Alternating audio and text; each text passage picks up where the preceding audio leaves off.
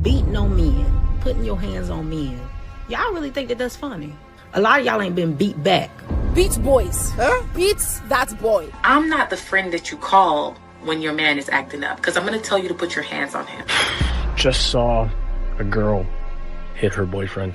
It's hard watching others live your dream. I don't know who needs to hear this, but sometimes a man does need to be beat. 2026, men, we get beat. The way a lot of y'all is normalizing domestic violence is really scary to me. Ladies and gentlemen, we have a special announcement. Thanks to Chicago's very own DJ the Money Coach, we're celebrating the sponsorship for Ask a Brother podcast and the grand opening of our luxurious resort in Zanzibar, Tanzania. DJ's giving away an incredible grand prize in March, a 7-day, 6-night stay in paradise, complete with ground transportation, incredible excursions, your own personal chef on the white sand beaches, and breathtaking sunsets. All you have to do is text BROTHA, B-R-O-T-H-A, to 972-640-9572, or scan the QR code for your chance to win. Pack your bags and we will see you in paradise. Again, text BROTHA, B-R-O-T-H-A, to 972-640-9572. Let's go, let's go, let's go, let's go. Welcome, welcome, welcome to another episode of The Men's Table. Gentlemen, why don't you introduce yourselves and start with Mr. Obsidian, of course. Hey, what's going on, everybody? My name is Mumia Obsidian Ali. I am one of the founding fathers of the Black Manosphere Online and one of the founding fathers of the Black Manosphere Conclave, author of 4 books, 2 #1 bestsellers, and I am a semi-professional pest. Glad to be here. Okay. What about you, Dave? Dave Anderson, best-selling author 23 times over, habitual line stepper, torturer of Darwin whenever possible, king of bonnets, Captain Asshole. We're just here to have a good time, and I'm going to state the uncomfortable things that these gentlemen have too much to lose to say. What about you, Don?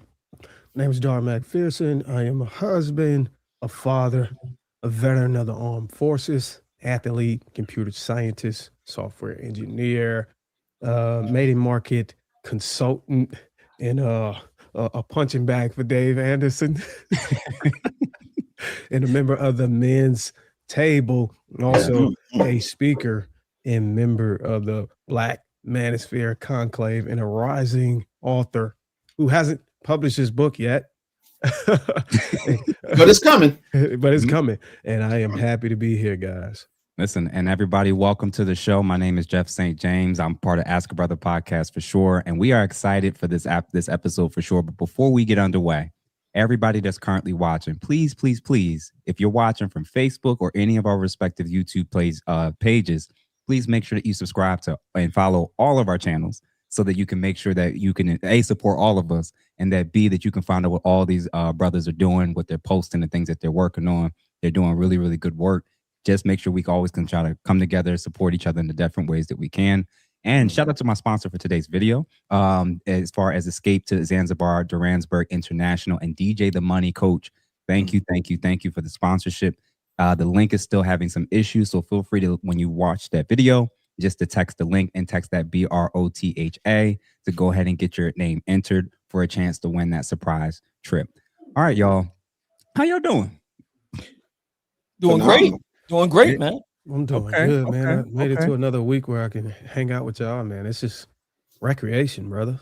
Hey, listen, I this is now part of my routine. My wife knows Wednesday evenings is our time. It's our time to chill with the bros. So I'm excited. This particular episode, man, is definitely something that I think it isn't touched on a lot. I think a lot of times in our culture and society, we talk a lot about male violence. We talk a lot about male aggression, and we don't spend nearly as much time. There's definitely been people in this space, Obsidian, Dr. Tiasan Johnson, and others. There's BGS. There's definitely been some people who have definitely covered this pretty extensively, but for the most part, and I think when we try to do a deep dive tonight, it's going to be pretty eye-opening, I think, for a lot of men. So to start with, before we even get to any of the specifics or start reacting to them, what are you guys' initial thoughts about female abuse and aggression, and why it is that it's often not covered the way it probably should be? I'll go ahead and lead it off. You know, it's the reason why is because of the stories we tell about intimate partner violence, domestic abuse, even with regard to children in the Black community. The way that it's presented is that the Black men are the aggressors, and the Black women and children are the hapless victims. You mentioned our brother Dr. Tiasan Johnson. He's done superlative work in putting awareness out on this. I also want to link another brother. He's not a formal member of the Black Manosphere per se, but he's definitely an ally, Dr. Tommy Curry. Dr. Tommy Curry. Excellent author of the book, The Man Not. He has done excellent research into this. And he has found that domestic violence, intimate partner violence, and the like is not, a one-way affair, as we've been led to believe. In the Black community, this state of affairs, which I'm not proud of, and I don't think we should have any of, is in fact very much bi-directional, two-way. They even have a phrase for this in the law enforcement circles as mutual combat. You will kindly recall the Brick Lady incident, wherein Miss Rhoda Osman alleged that she was just viciously attacked out of nowhere with a water bottle. And the surveillance cameras, however, showed that she was the aggressor. Now, to be fair, the brother in question did respond. He did, basically fire back. But it proves the point that Dr. Tommy Curry is talking about with the research that's kind of been muffled and suppressed, that in situations between Black men and Black women, it's mutual combat. Rhoda Osman is the proof. And I just like to say, while I still have the dais, the consciously, we are still waiting for you, brother, to man up and come back and apologize for being so, out there with your whole chest in support of Rhoda Osman. You have failed, sir, to do the manly thing and the right thing in apologizing to the brother Man Ranks, and that brother in particular in Texas, because she is a proven liar. She is a proven fraud. She has engaged in fraud in 2 states. GoFundMe has permanently banned her for life, and we're still waiting for you, sir, to do the right thing and come on home and apologize and man up. That's the right thing to do. Thank you. What about you, fellas? Well, I'll say this, right? And a lot of what I'm going to say is going to hurt some feelings, and I'm not going to apologize in advance. I'm just giving you fair warning. Tune out now if you don't want to hear this. But a lot of abuse takes place before the first punch. It usually starts with the social permission to believe a woman can't be dangerous. Now, when I say that, if you look at a lot of these act-based studies, especially with younger dating and student samples, a lot of these female to male physical aggressions are at the same or even slightly higher than male to female in some measures. And so what I think is left out of the conversation is the initiation part of it, right? Initiation matters, context matters, severity matters, injury matters. Anybody using only one of those, as opposed to the entirety of the situation is just selling ideology. And so it's like you keep poking the bear because you understand society is going to allow you to do that, because all of a sudden you go from being strong, independent, and you can do anything a man can do to, but I'm just a girl, you can't hit me. Yeah, no, I'm a big believer in equal rights and lefts. What about you, Darwin? I think people who have differences that are in proximate distance or closeness to each other, that sometimes it's just going to go there. It's going to go to a point where it get extremely hard to, I want to say hard to resolve conflicts. And whenever you have to cohabitate with them, and you can't just walk away, it's going to take some type of emotional regulation as far as anger and escalation is concerned. But I think the nucleus of the issue is just having misalignment. Because if you look at where a lot of these fights and arguments stem from, is because you have two people that may not be equally yoked. And they may not live by or either champion or subscribe to the same standards and principles on how you're supposed to behave and treat one another. And the more, the society becomes liberated, the more people are going by the beat of their own drum. So when it's time to settle the differences, somebody has to yield. And historically, if you go back in a little bit of time, maybe in the 60s, 40s, 30s, all the way back, men just wasn't doing that. Men weren't doing that. Now they're more softer. There's a fatherless household epidemic. Some men have the tendency to compromise a little bit more so that we can kind of mitigate the frequency of having conflicts. But whenever you're on principle and you're standing on principle and both of y'all are moving according to those standards, a lot of times anything that you absorb mentally, externally from other sources like social media or TV shows that shapes your thinking and it causes y'all to go in different paths, that starts to cease because y'all are aligned. So I think, for example, and I'm just going to be transparent, I'm married. I've argued. Yes. Has it gotten there? No. But I know why it got there, because oftentimes either myself or my wife would digest some type of content or some type of material, some type of indoctrination, some type of mentality, some type of way of thinking. And when I say both of us, I say both of us so I don't have to cast blame on nobody. But it could be from TV shows, watching Real Housewives of Atlanta. It could be from me hanging out with guys that are not married and they just want to be in the streets. And I'm taking back these things into the household and it's shaping my behavior and how I interact with her. And that's causing a misalignment. And then now we got to fight over trying to snap back into where we first started or what caused us to link with each other initially and just say, hey, look, we cannot bring that into the household because it's going to cause contention between us. So I think that's what's happening a lot. Yeah.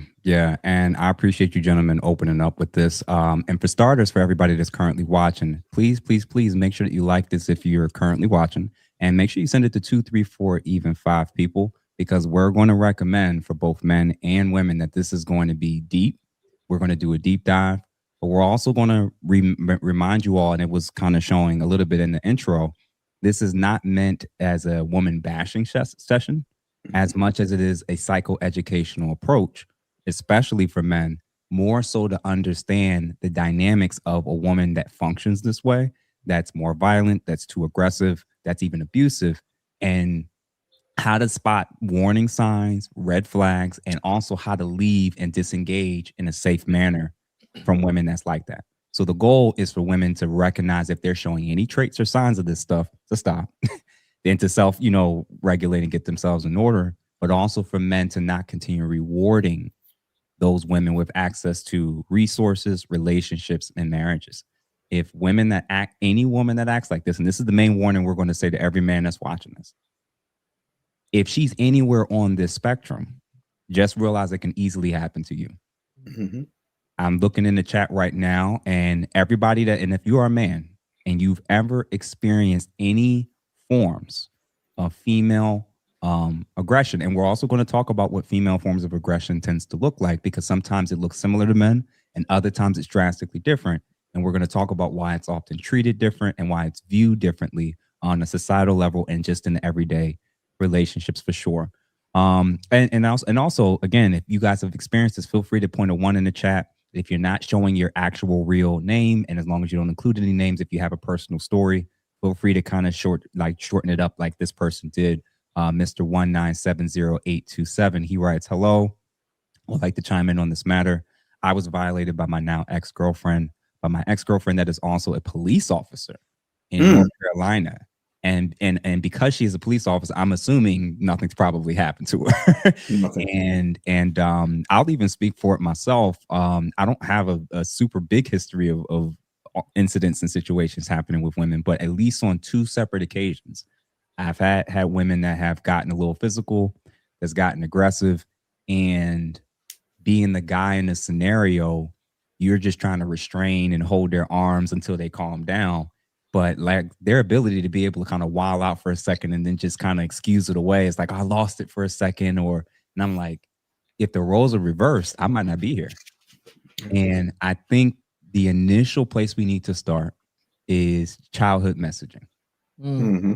Childhood, because before we get to all the ways it manifests in our older years, I think there's a lesson that's being taught to both boys and girls when it comes to acceptance of who's allowed to put their hands on who.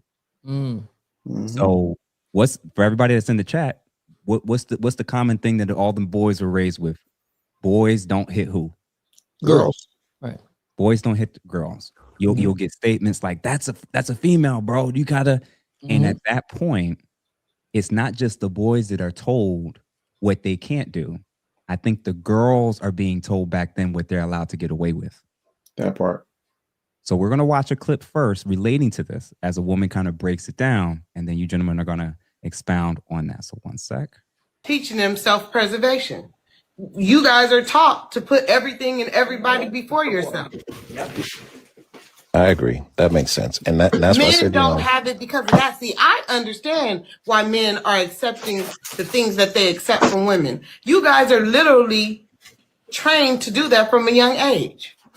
That little girl hit you, don't hit her back. She's a girl. That girl is more valuable to you.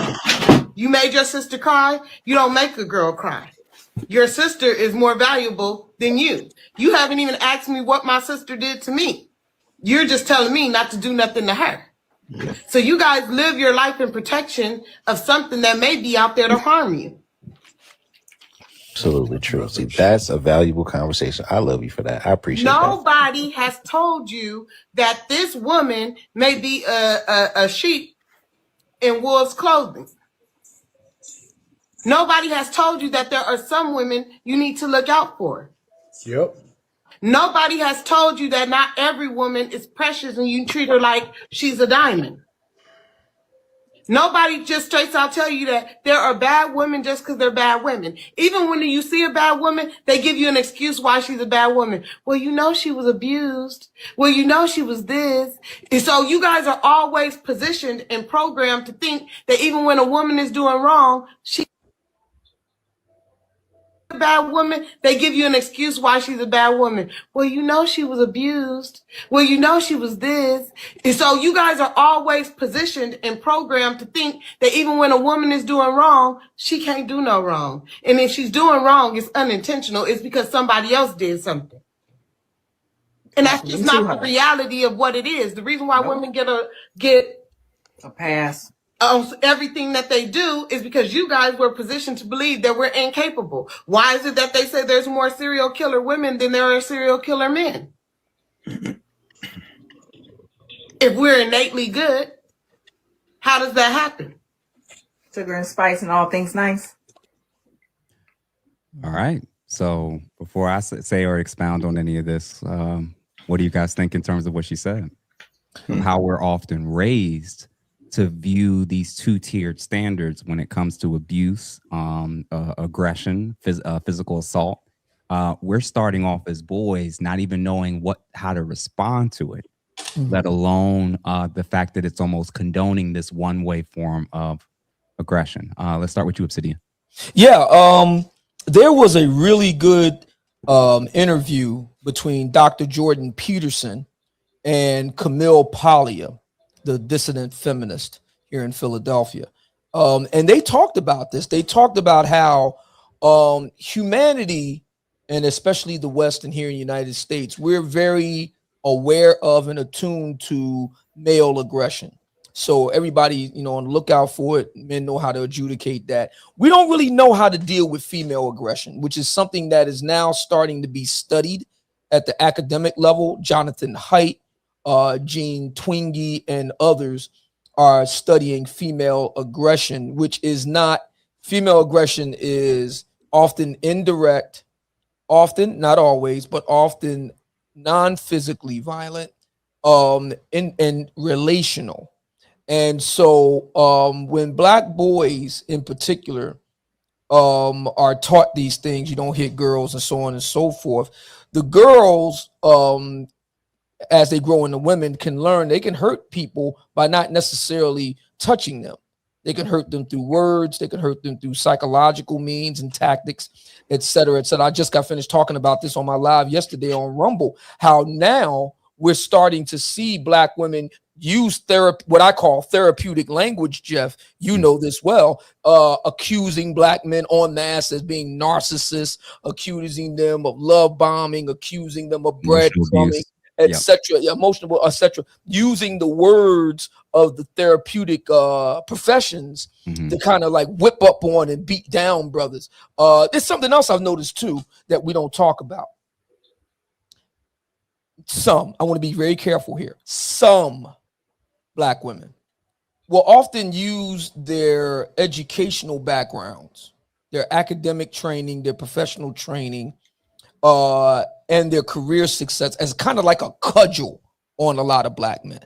This is very common, and it's something that we don't discuss. So it all really does start from childhood. A lot of Black boys are kind of constrained from having to confront any form of female aggression, which again tends to be indirect, non-physical, and verbal, psychological in nature.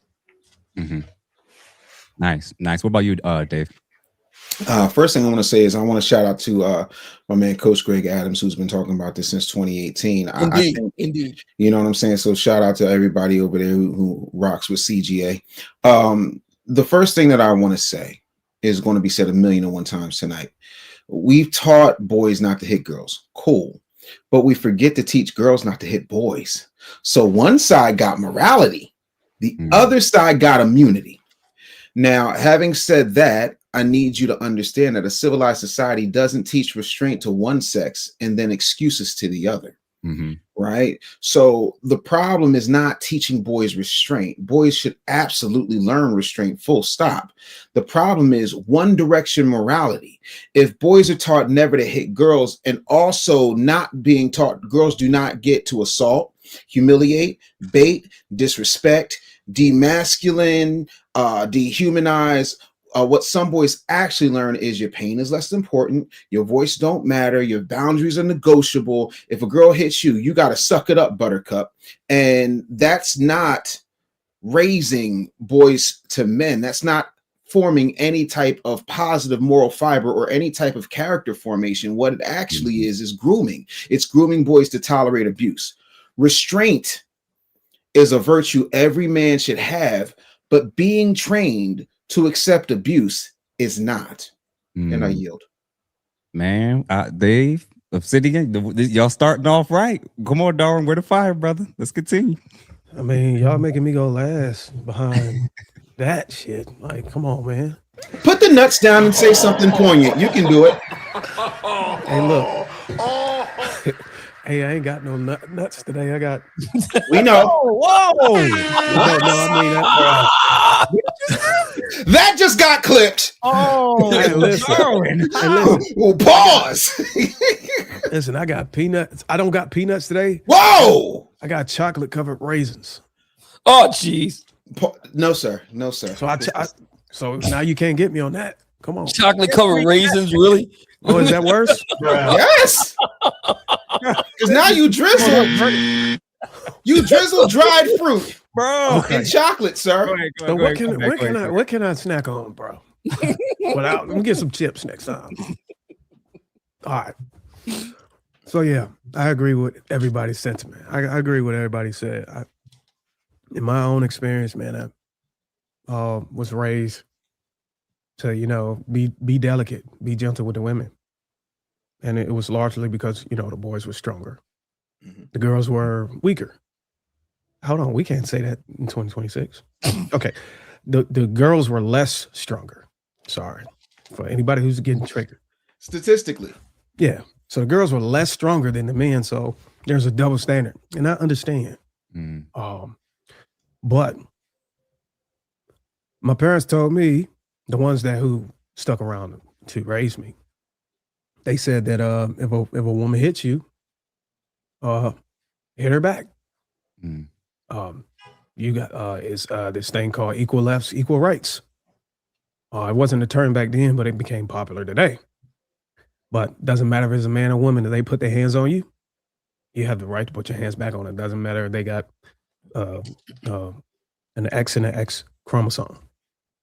So, but I know that there's a weight difference between men and women. There's a strength difference.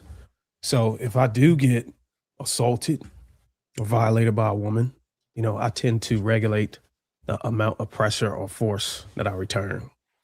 And I think all of us are doing that. I think that's the smart way to do it. Now, if you just defending yourself and you just trying to KO her like Mike Tyson, and she's 110, 120 pounds and you weigh 220, 240 pounds, then I would just say you're wrong. You're battering the woman. It's okay to restrain them. And I think it's a double standard. And a lot of guys are not probably going to agree with this, but these are our women. And the reason why they teach us the double standard, because I think they're indirectly exposing that we are the more logical, smart guys in these instances. And you cannot rely on the women to do the right thing. So it's going to be on us to be able to take it on the chin and be the ones to regulate these interactions, because we're smarter. Even though they have the most degrees, they're the most educated, it always come down to a level of intellect outside of academic prowess or whatever you want to call it. So I just make sure that when it comes to relationships and stuff, zero tolerance. I told my wife, don't ever hit me. And I like what you said earlier, as a brother, enforcing some type of consequences. Yeah. Because legally you cannot put your hands on them. But I can damn sure shut off that credit card. You know what I'm saying? That's the start. I can be petty. I can go out and don't come back till 2:30 in the morning. No, don't do that.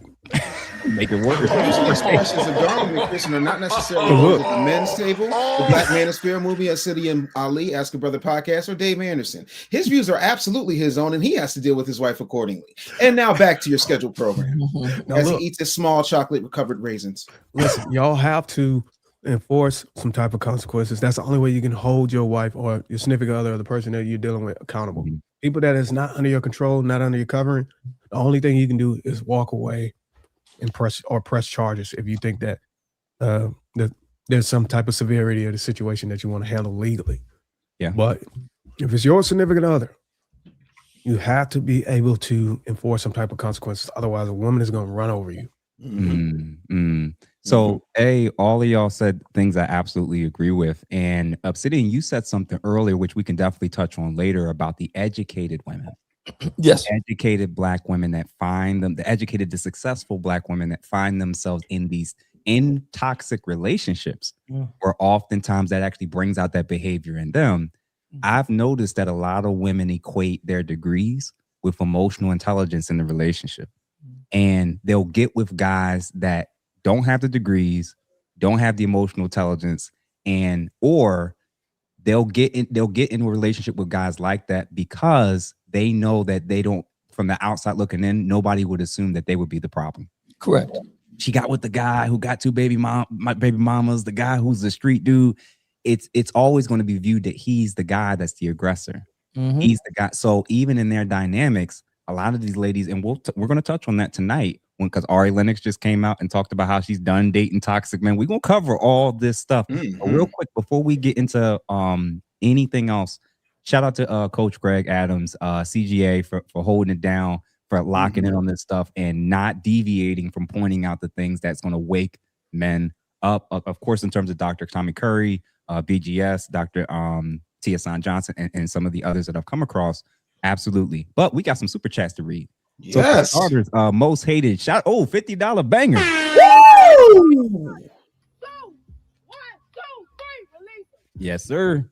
So, most hated. Thank you, sir. Just showing respect to the League of Extraordinary Black Men. I will have to catch the replay. Appreciate you, sir, for the $50 banger. Much love for the support. And then also we got Trey535. Thank you for the $50 at 6'5" tall. I knew all the way back since high school that my height, strength, and muscle would A, make me disadvantaged towards women, and B, women would try and use that against me, which I never let them bait me into doing. Yeah, man, just by being a man, there's definitely going to be women, and we're going to talk about some of their tactics and strategies for how it gets this bad and why it is that we as men often find ourselves in these type of situations. And Darwin, you said something the last time we met about this is something that is inside of all women, that any of them can do it. It's just some of them will not. That they can use all these techniques and strategies that are abusive, manipulative, aggressive in nature, and depending on where she is at the scale determines on how much of a risk she is, but they all have this possibility inside of them, man. I've been thinking about it for the last week and I'm like, damn. You got to use that. We have the leverage, we have the ability. If we're likable, depending on the level of likeness between us and a woman, we have the ability to keep that suppressed as much as we can. Now, when she stopped liking you, bro, it just comes out. Whenever y'all start to part ways, it shows up in the divorce process. And we say it all the time. The woman you're divorcing is a woman you weren't getting married to or initially getting in a relationship with. She is a totally never knew that part of her. No. Perception is reality. 6769. Thank you for the $9.99. This is to Obsidian and Dave. What's your thoughts on Dr. Umar stating FBA sisters can't go off aggressively with brothers in the motherland? They have to fall in line. Why not have it together here? Brother Obsidian, would you like to go first? Yeah. If I recall correctly, what the brother is referring to, at least in my recollection, Dr. Umar Johnson was interviewed by the Daily Wrap-Up crew, excellent brothers up out of Brooklyn, New York. And this would have been about 2 years ago, if I remember correctly. And during that interview, at one point, Dr. Umar Johnson admits that the sisters in our community can't go to the motherland. They can't take that all that sass to Wakanda. They're not going for that. No, they're not going for that. It's a very, those of a Afrocentric bent, if you will, we tend to romanticize Africa, kind of make it exotic and whatnot. But when you really do your in-depth study of, like, let's take Nigeria, for example, the breadbasket of Africa, it's called the largest African nation. It's a very patriarchal society. You have the Christians in the South, the Muslims in the North, even Boko Haram notwithstanding. You have very conservative Muslim society in the northern half of Nigeria. The Christian half of Nigeria isn't that far behind. They're rather conservative as well. Then you have the tribal, Igbo, Yoruba, and so on and so forth. So these societies are very top-down patriarchal, and they're not going to go for, like I said, the sass that the American black woman has become known for, you know, and stereotypically. And a lot of black women, I think, are aware of that. That's one reason why you don't see many pairings of black American ADOS black women with brothers from the motherland, because I'm not endorsing any type of backhand action or anything like that. I'm just simply saying Dr. Umar Johnson was right. He knows that the sisters ain't going for that. I mean, the brothers rather over there, they're not going for all that sass. They're not going for that. No. Mm-hmm. Mm-hmm. Well, so much to say, and I agree with 99% of what my good brother just said. Dr. Umar's mistake, in my yet to be humbled opinion, is that acting like black women are supposed to shrink themselves just because a man is in the motherland, in Wakanda, not unlike my Killmonger chain. That's not going to fly. Respect in and of itself isn't something you get out of fear. Respect should be mutual. It should not necessarily be gendered, and it damn sure shouldn't have a Pan-African filter slapped on it. You know, if brothers in Africa want feminine, cooperative, respectful women, cool. Don't we all? I know, thank God I married one. But they also need to be disciplined, accountable, protective, and built like men worth following. You don't get submission based on layaway. That's just not how it works. But the bigger question is the one that this brother asked. If the culture is supposedly so aligned over there, then why are so many people still looking over here for wives, validation, or backup? That part is the part that gets real quiet. Truth is this. Too many people romanticize the motherland, just like Brother Obsidian said, like it's some type of relationship cheat code. It's not. Mm-hmm. Geography does not fix dysfunction. A passport does not automatically turn confusion into leadership. And telling foundational Black American women to fall in line sounds less like wisdom and more like a man outsourcing accountability. And this is personally for me. I'm not going to follow any relationship or married advice from somebody who in one breath says, hey, Black families should be married, but he didn't marry either of his baby mamas and he doesn't have a strong relationship with his children. So while you're talking about the motherland, I think you might want to start focusing on, I don't know, where's the school? And I yield. He did make an announcement, I think last week. Bro, I'm just saying. Respectfully. I'm not a clinician, but it does not take 14 years to build a school. By the way, have you seen any of the curriculum? Can you name a teacher? Have you heard of security? Has any deposit for tuition, because this is a paid Hotep Hogwarts, happened yet? Just because he makes an announcement and kicks, he's more like a woman who you're in an argument with when you say something and they move the goalpost. He is the Linus in the Black Peanuts gang. He literally is. And the FDMG, Funds Done Magically Gone Academy, is his great pumpkin. And as a person who's donated to it, yeah, no, I'm fed up. No. Where's the school, homeboy? You ain't got time to be talking about nothing else. You're the most requested scholar, and your ad, you're more abusive to our community because you come as a wolf in dashiki Pan-Africanism clothing, and yet and still you have nothing to show for 15 years. King Randall built a school with a box of scraps, but you got time to talk about relationships. If you don't go sit your Prince of Pan pizza ass down somewhere, but I digress. Shout out to King Randall, man, holding it down when I first came across him and the work that he was doing. You know, shout out to him. I hope to meet with him pretty soon. He's wonderful.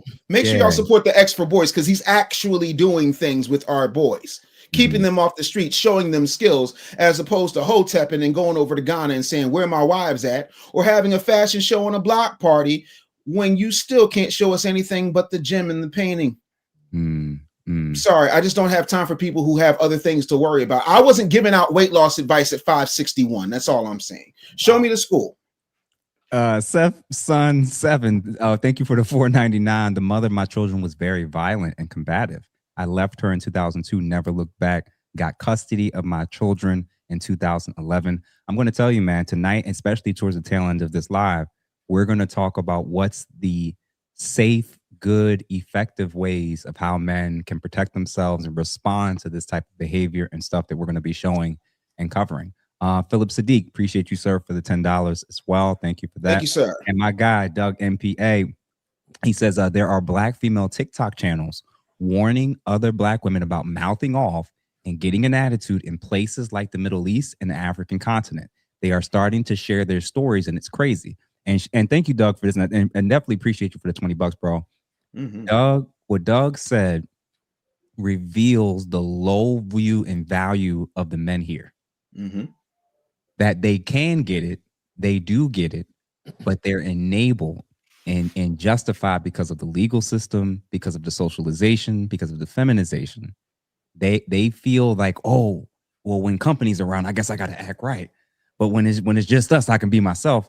They have a totally. There's so much that we're going to cover, but the model that we're going to discuss tonight is called the dualift model. All right. Now, for those who aren't aware of it, the dualift model for years at one point was named like the world's best policy to address violence against women, especially when it relates to domestic violence, intimate partner violence. And they almost skewed it and used much of their literature, their data, and their way of explaining how to view domestic violence intervention, primarily through the lens of being violence against women and girls. So it shaped where a lot of the money went. It shaped where all the interventions went. It shaped how judges ruled. It shaped discrepancies and differences of sentencing based on if a man did it or if a female did it in terms of physical assault or aggression. The dualift model that's primarily used by all the advocacy programs, agencies, they use a model where they primarily focus and see women and girls as victims in this situation and not boys and men. So when you think about this, it's like a gendered framework that explains male violence against women as in relationships is related to like almost like a patriarchal attitude of dominance is the cause. And they'll have all these recommendations and all this needs and all this money that they need to pay for all these different forms of intervention and saving women and women's shelters and women and girls shelters and children's shelters, the whole nine. But they have no explanation for female violence as perpetrators. Mm-hmm. So basically that model in essence ignores male victimhood. They see domestic and intimate partner violence as a male issue and not an issue that either men or women could potentially engage in. And Misalignment, you mentioned it earlier. You mentioned about the dual nature, the bidirectional approach that a lot of times it's them kind of hitting each other, attacking each other, but it's always framed as if it's a guy. Yes. So when it comes to this dualift model, we're going to look at Dr. Tressing, one of our faithful people that we love to quote. Mm-hmm. And I want you and the audience to pay attention to this very, very carefully. We're going to play two very brief clips. One when she talks about her own experience as a woman as it relates to what happened towards a very difficult process in regards to, I think, a birth that didn't lead to fruition. And then also how she talks about the male loneliness component. This attitude from the beginning when we talked about in childhood, then Dave mentioned it, one of you is allowed to be viewed as a victim, and one of you is going to be viewed as an oppressor. One of you is going to be humanized, and one of you is going to be dehumanized. Look and listen to how she describes and talks about both groups, and that'll start to explain why it is that when it comes to this topic, they'll have a whole host of explanations and excuses for explaining away female behavior, but throwing the book at men, even if he's just accused and they have no proof. All right, so we're going to start first with her talking about, and again, to the audience, if you're watching, please make sure that you're subscribed to all of our platforms and respective channels. Please make sure that you like this if A, if you're enjoying it, but B, let's send it to 2, 3, 4, even 5 people. Send it to your mothers. Send it to your sisters. This is not something that just needs to be confined within the quote unquote manosphere. Ladies need to understand that as more and more men wake up to the reality that this is dangerous and that I'm playing with my life and my livelihood. If you're exhibiting those traits, men are going to start not playing with you no more. They're going to start staying away from you. They're going to start putting distance between you and them. So if y'all complaining about showing up to all these dating events, if they start to get a gist that American women or Black women are overly represented in this topic, they might just chuck you out with the bathwater and say, I'll deal with the women abroad that don't have to travel to know how to treat a man. All right. So I'm going to play the first clip from Dr. Tressie and then the second, and then we're going to engage in it. So audience, if you're watching this, remember this. Look at how she describes her own issues and her own struggles through the lens of as a woman, and see how the other women connect with her, and then see how she talks about the male loneliness epidemic. Ultrasound showed that I had been in labor for almost 2 days, and my baby was born too early to survive, and I left the hospital without my daughter. What happened is both traumatic but not singular. It happened to a lot of Black women, which is something that was totally preventable. If we'd had an ultrasound when you're supposed to do an ultrasound, they would have known mine was a high-risk pregnancy. I'm an OBGYN nurse, so right? I know the difference High between touch. bleeding and spotting. Exactly. Not spotting, she was bleeding. Yes. Right. When they had to remove the chair after I left the waiting room, right? And that still did not signal to them that was an emergency, by the way. Still did not go to the emergency room at that point. At every step of the process, no one really took seriously that I knew what was happening to me, one, or cared enough to at least do an assessment, let's do an exam, let's do a test. They didn't even care enough to do that. Right. Childbirth is when you're most vulnerable. Exactly. You really are relying on people to see your pain, Right. right? And people's ability to see your pain relies on their ability to see you as human. Yeah. Yes. The experience for me was a loss that shouldn't have been a loss, but worse than that, a loss that no one treats like a loss. It is just traumatic. There's no aftercare when you lose a child. Yes. The nurse doesn't come to check on you 6 weeks out. There's no postpartum. Right. Right? The time I was working, full time as most women are, especially women of color and Black women, it's no longer maternity leave when your baby dies. Yeah, it's no longer maternity leave. Male loneliness epidemic is that I don't care. What I'm asking is, why should I care? How is this a social problem is what I'm asking. How is this a public problem? The feminist position that there's no such thing as private problems, but I don't think that applies to men. Men have always been able to make their personal peccadillos a social problem, a public problem. And I think this is a case of that happening. Because if you read that data about loneliness, you'll find that there are also a lot of lonely women. Now, not as many, of course, not as acute. But really what you're seeing is this sort of like these trend lines of people being disembedded from things like churches and social groups, moving a lot, nuclear families becoming smaller, tighter knit, more important to like economic survival for families, and so that cuts you off from kinship ties and makes it really difficult to sustain relationships, for you to volunteer, all that kind of stuff. But that's actually happening to everybody. I just don't understand how it is so specific to men that it is a problem, unless my read of the male loneliness epidemic is that I don't care. What I'm asking is, why should I care? How is this a social problem is what I'm asking. How is this a public problem? My read of the male loneliness epidemic is that I don't care. What I'm asking is, why should I care? How is this a social problem is what I'm asking. How is this a public problem? The feminist position. Gentlemen. All right, so let's get right to it.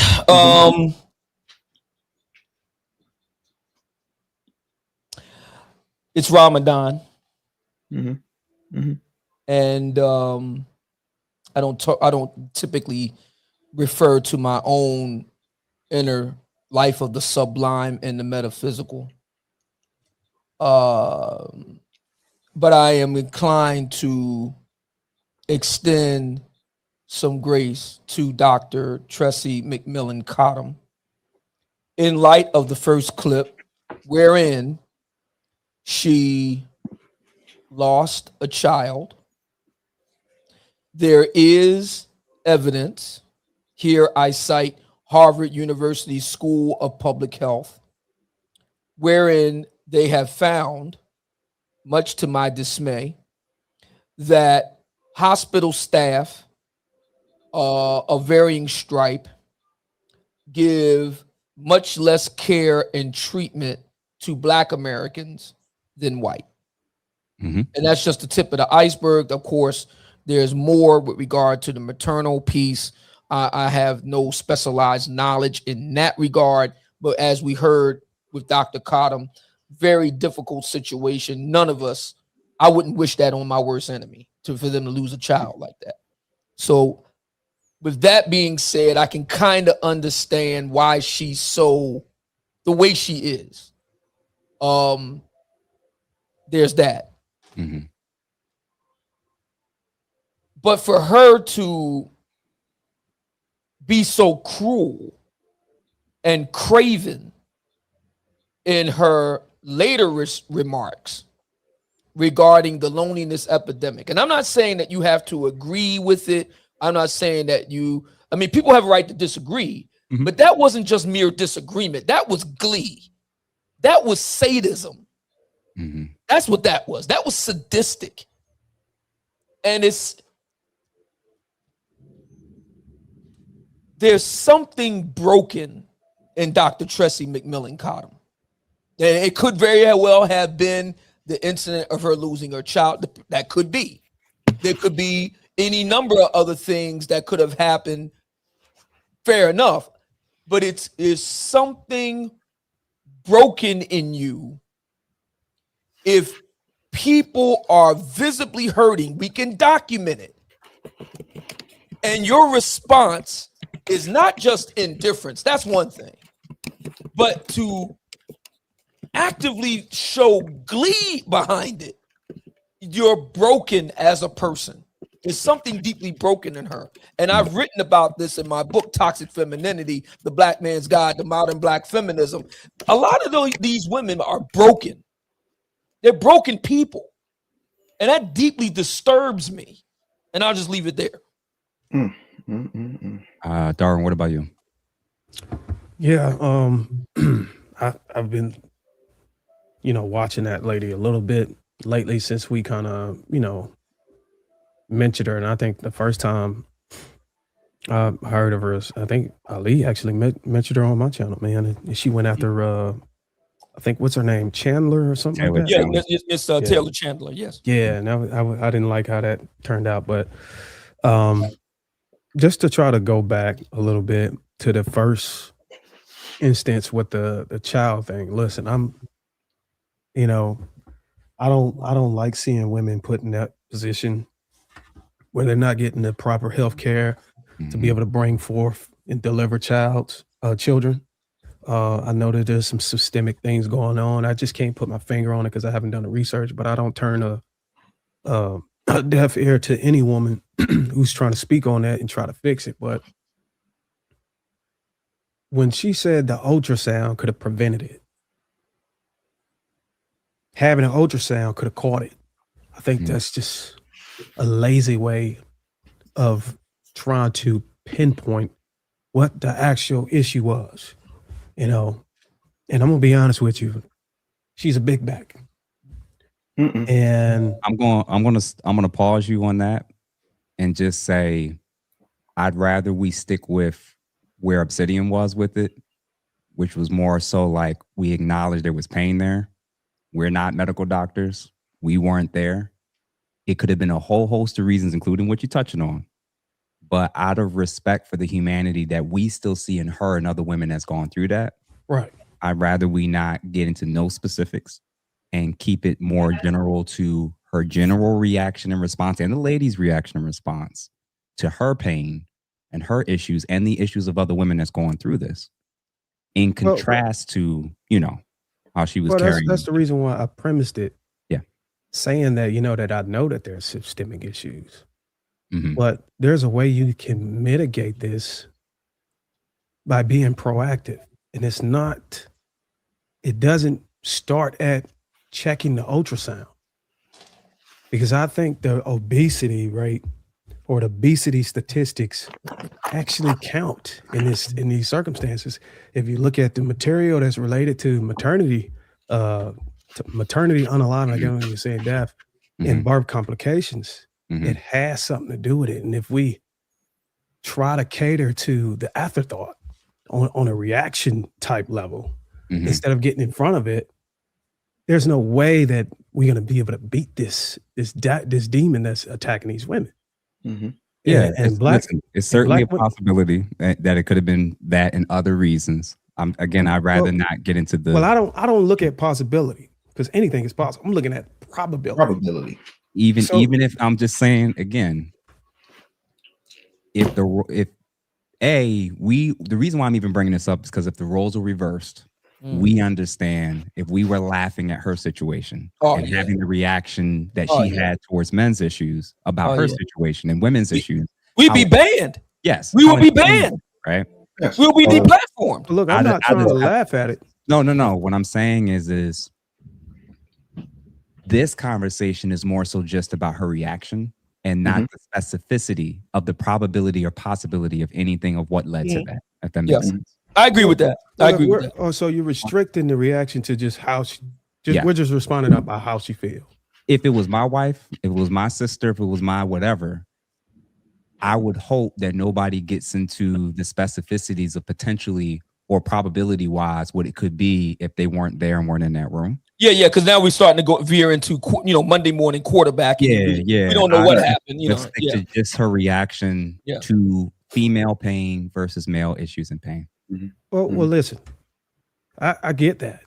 If it was my wife and she's increasing the likelihood of having these complications, the way my mind is set up, I'm going to expect when people review it to tie in the things that increases the likelihood, because there's a thing called mitigation and acknowledging the consequences for the decisions you do that puts you in harm way or increases your health risk. So I wouldn't, and I think it's just a difference the way how we feel about it. I'm sentimental about it. I understand the pain, but I just have a mindset that tends to, I give a little attention to the pain. Got it. But my mind starts going to, okay, how do we prevent this?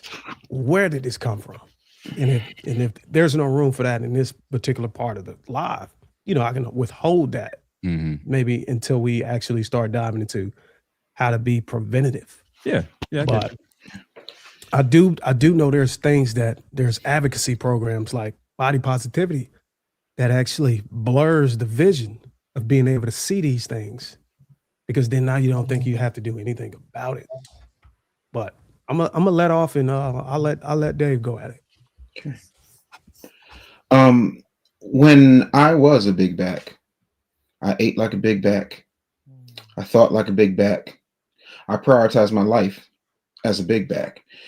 But when I got in shape, I put away big back things. Now let's get back to the point. Gentlemen, a woman laughing at male loneliness is not unlike somebody laughing at a house fire because they don't live in it. It is cruel. It is stupid. It is short-sighted. I don't really specifically and respectfully care about why, because that's a feminine trait. Why did they do it? What was in their psyche at the I don't care. The fact that you did it says more about your character in that moment than anything else. Men without connection don't just disappear. They withdraw and we don't talk about it. They self-destruct and we don't talk about it. Or they show up broken in families, in workplaces, in communities. So I'm sorry, as a comedian who has written for your favorite comedians, I can tell you for a fact, it's not funny. That joke goes over like a lead balloon. It's a social failure with a body count that nobody wants to pick up the tab for. Mocking male loneliness. It does not make you powerful. It doesn't make you smart. It doesn't say how impressive you were when you were defending your dissertation. It makes you emotionally cheap, like those same people who go and get doctors for $2,500 in a cap and gown. Any grown adult who laughs at mass isolation is telling you that they value their ideology more than they value the humanity of a man. And why would I give any type of credence, any type of love or humanity to somebody who does not respect 50% of the population and 100% of who I am? And I'll tell y'all this, man. I'm not shocked about, like, when we mentioned the Duluth model from earlier before, that's a framework of how it is that people can have a very sexist view of these gendered issues. And when you adopt a sexist view of stuff like this, I'm not saying this is Dr. Tressie, so I'm going to explain. I'm going to get that out the air anyway. But I think that it starts with women who, like Dave said, doesn't recognize the humanity that men are owed and should be recognized. When you don't recognize the humanity of men, sometimes it'll come out like this.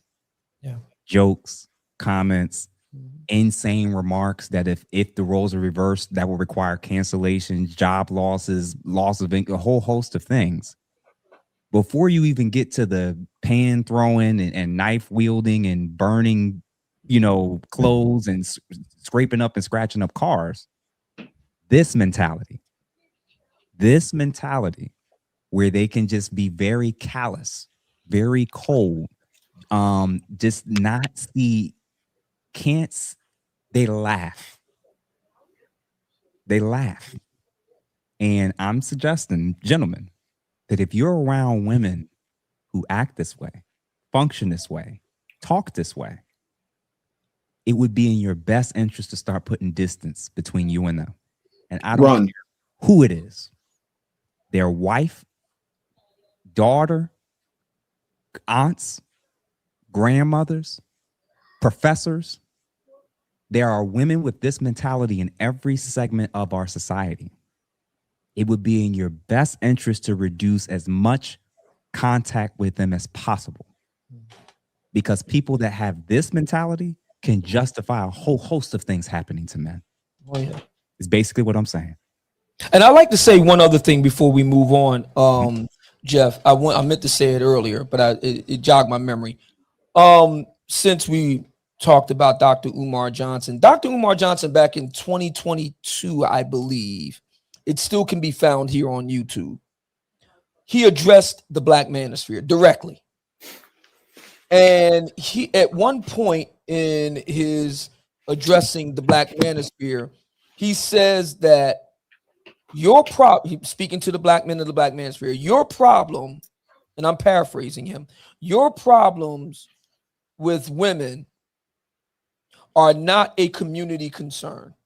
That is a personal and individual concern. Now that's very interesting because now we have, and I don't know exactly when that second video you showed of Dr. Tressie McMillan Cottom in the yellow dress, I don't know exactly when that was done, but I would suspect it's not in 2022.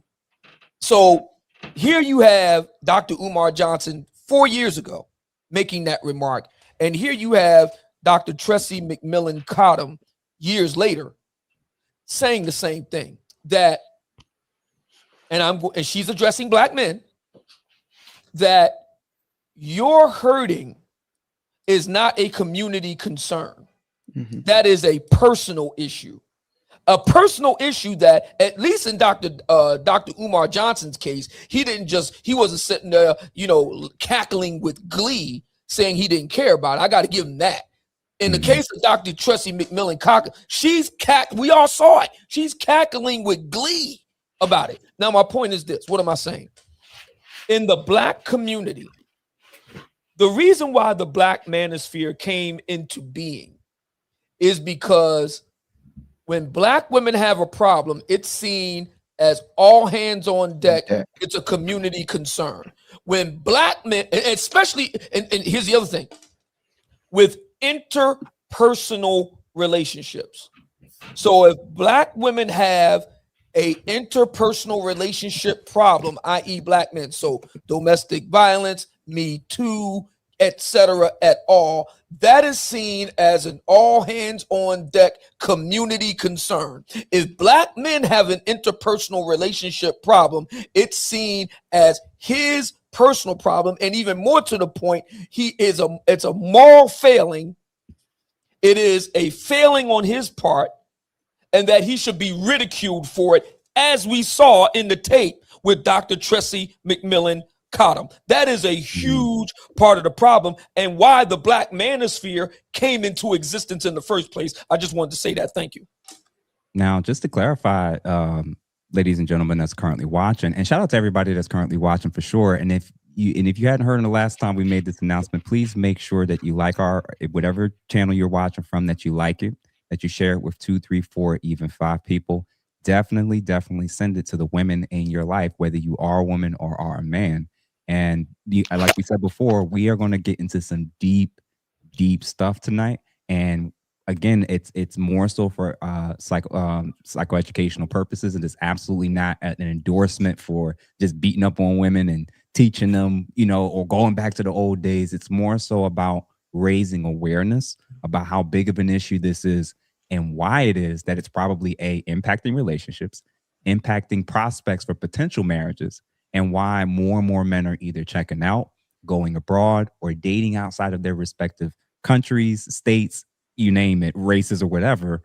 There is an issue in westernized nations, especially here, when it comes to female aggression. So yeah, man, I appreciate everything that you guys said so far. I just want to eyeball a couple of these super chats real quick to make sure we don't miss anyone. Thank you, Miss Couture, for the $5. The movie Monster 2003. Oh yeah, woke up a lot of people up to female aggression. Yes, indeed. Yes, indeed. Lemmy, appreciate you for the $5. If I don't get respect in my community, then I'll go somewhere else to get respect. It's over for American women. They just don't listen well. He says, why date Shamika and Pookie or Pookie TT when I can just date Becky, Marisol, and Ling Ling? I'm going to tell you, bro. Same problems no matter where you go. That's what I'm just going to tell them this. First of all, you not understanding women and thinking that this is just strictly based on skin color is going to get you in trouble. Because we're going to get to a situation that just unfolded with the gentleman. What's his name? The college coach that just got found out about that. What was it? They said that let me pull it up here. Here we go. Former Michigan head coach Sharon Moore, felony charges dropped after the judge ruled that his mistress was not a victim of stalking or evidence was presented in court. So be very careful about the idea of thinking that this behavior is unique to one subset of one small group of women. Darwin said it, and I'm going to say it again. Any woman put into a situation that she's going to look bad on can flip on you for any reason, and use New York minute strategy that she thinks will be believable and effective enough to get her to walk clean and potentially even to walk away with some assets. Do not get it twisted, brother. This idea that, running away, like this whole, like there's no different than women that's like, well, I'm going to run to white men now, or I'm going to run to this. Just recognize and know that anybody in any group is capable of this stuff. And it's important when we recognize certain traits and signs that we will be covering tonight, that you, like Dave said, go the opposite direction, put distance, because this can come back to bite you. And then last but not least, Daily Wrap-Up Crew, appreciate you brothers for stopping through. Thank you for the $9.99. Umar told me directly that it's black men's fault that black women have poor selection. Wow. Salute, fellas. It's Jew. What's going on, Jew? What up, Jew? What's going on, brother? Man. My brother. We're coming. We need a date. Yes, sir. Yeah, yes, sir. Yeah. So looking forward to it. Listen, so everybody that's currently in the chat, please feel free to hit the super chat if you want to make sure that we do not miss your perspective, comments, and or questions. And then we're going to jump into some other things for sure as well. The secondary issue that I kind of noted, and we talked about this previously, and I think Obsidian, you kind of mentioned it as well. There's also ladies that like it. There's ladies that like toxic men. Oh yeah. They like entering into these type of relationships that brings this type of behavior out of them. And they like being entered into by these men. They like the men entering, these toxic men entering into them. Yeah, they like them kids, right? They like they give them their time, they give them their youthful years. And we're gonna watch a couple quick clips relating to this, starting with Ari Lennox. I think I have a thing for toxic energy. So I think there's still some more healing that I need to do, because when I look back on all of these energies, it's a shame I gave them so much time and there were sweet energies that I didn't. Yeah. And so now I see those sweet energies getting married and starting families. I'm just like, dang, that probably could have been me if I recognized the security in those individuals at the time. And like now I'm like, yeah, I'm definitely feeling that now. I'm aware that there's something going on. There's something wrong. What do you think it is that attracts you to like toxic energy? I think they just seem really exciting at first. The chemistry is incredible. And they don't even always be fine. It's not even that like they're sexy or something. I mean, well, they're sexy, but they don't be the finest things I've ever seen. Yeah. It's just an energy. Sometimes it's convenience, what we talk about. A lot of the sweeter energies that I felt like weren't for me. I could see myself falling asleep a little bit on the phone. So I don't know if that's like, if boring is good or not. Like, I'm trying to figure out what that means. Like, it's the thrill. Yeah. It's the thrill. She says you want to do it. Say we good, nigga. Damn. Shut the fuck up. Listen. I said, bro. But why are you yelling at me? I cannot tell you how many bad bitches I've pulled by being a piece of shit. Back when I was this guy, emotionally unintelligent, lashing out constantly, just wanting to fight and be aggressive, acting really feminine, honestly, because this is very feminine behavior. Women are obsessed.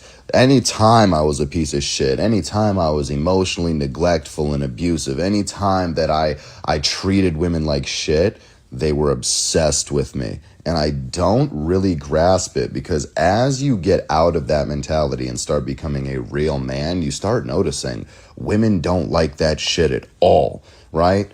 For instance, the ex I just had, now that I'm not in my era of hurt, she did get beat by every one of her exes, and she stayed with them.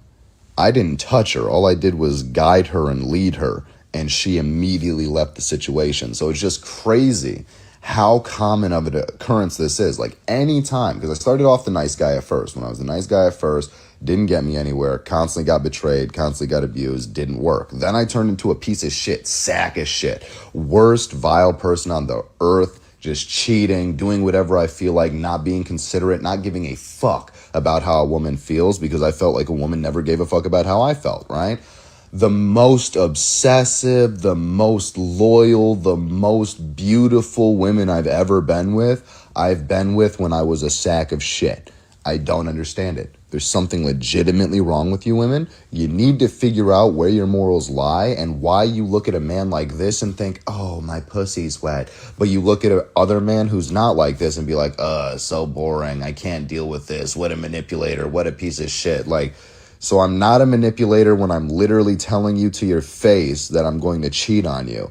But I am a manipulator when I tell you what God wants you to act like. Like, I find it a lot about red flags and spotting the signs, and yet still somehow a lot of women get trapped. And so it's like, how do we, even with the knowledge, end up getting trapped or ignoring the red flags even when they're whipping us in the face? Well, especially with women, it's complicated because, I mean, like, my friend James Sexton posted on his Instagram the other day a meme that said, men who stop at yellow lights are not going to do the thing you like.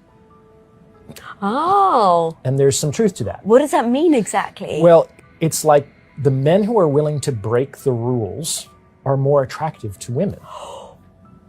Like, the man who goes around asking permission is not attractive to women. You should never, as a man, ask to, like, is it okay if I kiss you? Like, you have to be able to read the moment and take action confidently when the opportunity arises. This is why, on some level, criminals of all kinds get all kinds of ladies. It's like, even though they might actually be murderers, there's people on death row, convicted murderers, who have a line of women who are showing up for conjugal visits, once a week. So you have to understand that there is a kind of courage, there's a strength to saying, I'm willing to violate this rule or this social norm, and I'm willing to take the consequences, and I actually think I can get away with it. Isn't that going to be interesting? Come with me, sweetheart. I'm going to give you permission on this magic carpet ride. We're going to fly above the rules. I'm going to show you a world that you've never experienced before because you've been too afraid and timid. Shout out to Dr. Orion, who recently came through the Ask a Brother podcast earlier this month. And all three of those clips kind of hit home that there's a pattern oftentimes with a lot of ladies that are involved in this type of behavior, especially if they keep getting into relationships that end up looking like this. There's their attraction, the dark triads. It's one thing to victim blame. It's another thing to acknowledge that grown women keep going and entering relationships with men that will have this type of behavior that justifies their ability to think that they can do the bi-directional assault and attacks and physical violence back towards him as well. Gentlemen, if she has a repeated track record, if she has a repeated pattern of getting with a-holes and and thugs and criminals and everything, do not be her redemption arc. Don't be the guy, don't be the cleanup king. Because what's going to end up happening is if she's equated their behaviors with excitement, there are women that'll get settled with the good guy and then put him through hell because she feels like he's not exciting enough. Hallelujah. They will intentionally say and do things to try to get a rise out of you because she's equated excitement, happiness, fulfillment with those toxic ass traits. And then when she gets with the guy who doesn't exhibit those, what did the gentleman say? They leave. Yeah. Or they try to bring it up out of him. What y'all think about these clips, man? Oh gosh. If I could, gentlemen. Yeah, go right ahead. I have quite a few things to say. The first thing is I'm reminded of an 80s song by a group called Flock of Seagulls where they said, "And I ran." Let me explain something to you. There's a philosopher in Houston named Mike Jones, and he famously said, "Back then, hoes didn't want me. Now I'm hot hoes all on me." I said, let's keep it a buck. Everything Ari Lennox said was true. I've seen Family Guy episodes about it. I have known people who have gone through this. I have yet to find one woman. And again, I haven't met all 4.3 billion of them on the planet, but I have yet to find one woman who has not gone through this unless they're a nun or they took some type of vow of chastity until their arranged marriage. Other than that, a lot of women don't want peace when they're young. They seek excitement. They seek validation. They want chaos with phenomenal lighting so they can share it with their group chat. They're letting lust, ego, and bad decisions run the draft. They look up and they're exhausted. And then after they have been what I've called Afghanistan, bombed out and depleted, now they want the stable, boring guy. Because now they need someplace safe to land, and he has to, be the first round draft pick in stepdaddy season. That's not maturity. That's regret coming under a hoodie of healing. Ari Lennox is indicative of the majority, and if it don't apply, let it fly. The majority of these women out here who do this, because how many times, and gentlemen, we have never had this conversation offline, in person, ever. How many times have you heard some woman refer to a guy as too nice? And all of us have had to, at some level, adjust our behavior so that we are kind, we are decent, but we are not nice, because we know what nice guys get. Nice guys get the ready-made family. Nice guys get the sloppy seconds. Nice guys get her on the back end of all of the carousels that she decided to ride on. So please stop calling good men too nice when what you really mean is they don't trigger the dysfunction that you've confused with chemistry and excitement. And I yield. Darwin, you go right ahead, because I'm going to say something that's probably going to shake the table. So you go first. Well, I would say that the woman, what's her name, Ari Lennox. I listen to her music. She had some really good music. Really good music. But I think when women start speaking like that, I start detecting the lies, because I know that women break the rules. They lower all the standards, all the boundaries for the men they like. So when they sit here and they get on behind a microphone and say they don't know why they all throughout their prime years or younger years or more optimal years, They running behind the bad boys or the guys that are toxic and all that stuff. They like them. And guys, if you're listening, if a woman like you, none of that stuff matters. They will be with you. They will wash your dirty underwear, and they will allow you to do whatever it is that you want to do. They will become disposable to you because a lot of these women aren't trained to be able to. They're not conditioned. They're not raised to be able to use discernment and choose right. Whenever you run into these women in this today's society, you have to actually or you actually have to coach them through these things, because oftentimes a lot of these women don't have a father that's overseeing the vetting and courting process and helping them make a good judgment in deciding to give their body and their time to these men. So a lot of us have to be the father and the boyfriend, and then ultimately the husband in these cases. But I will say that I think we were speaking on the losing my train of thought. Oh, whenever we talk about the gentleman was laying in the bed, talking about how he get to just be just irate, just mean and all these other extreme things to a woman, and she just go with him versus the guy who's sweet and nice. Well, from my understanding and my lens and my experiences and what I see out here, and women taking it on the chin, physical abuse and all those things, I don't see women doing that with broke men, men who are unattractive. If you broke and unattractive, these women are not going to stick around and let you pound their face in. It's just not happening. These women are doing that for men. They like one, a combination of two, and he has the status, because a lot of these women are in survivability. But if a woman got her own stability, she's not putting up with that. She's out. So, sisters, if you want to mitigate being put in these situations, when you can't conquer your standards, whenever you actually like a guy, whenever you can't suppress, making the wrong decisions, and you might have to go out and get your own bag so you can mitigate, you can offset that nuance. That's all I could say about that. Yeah, what about you, Obsidian? Last week, we discussed what I have referred to as the clitometer. It is a machine. It has a long clinical name that Dr. Meredith Chivers, Chivers, out of the Queen's University in Ontario, Canada, uses to register states of arousal in women. She focuses, that's her area of specialty and study, is female arousal. Okay. I urge every brother in the sound of my voice to look up Dr. Meredith Chivers. She's done major papers in 2004, 2010, and 2017, where she demonstrates that women will say one thing that they're attracted to, and what I refer to as the clitometer pinging off the hingy, reading something else.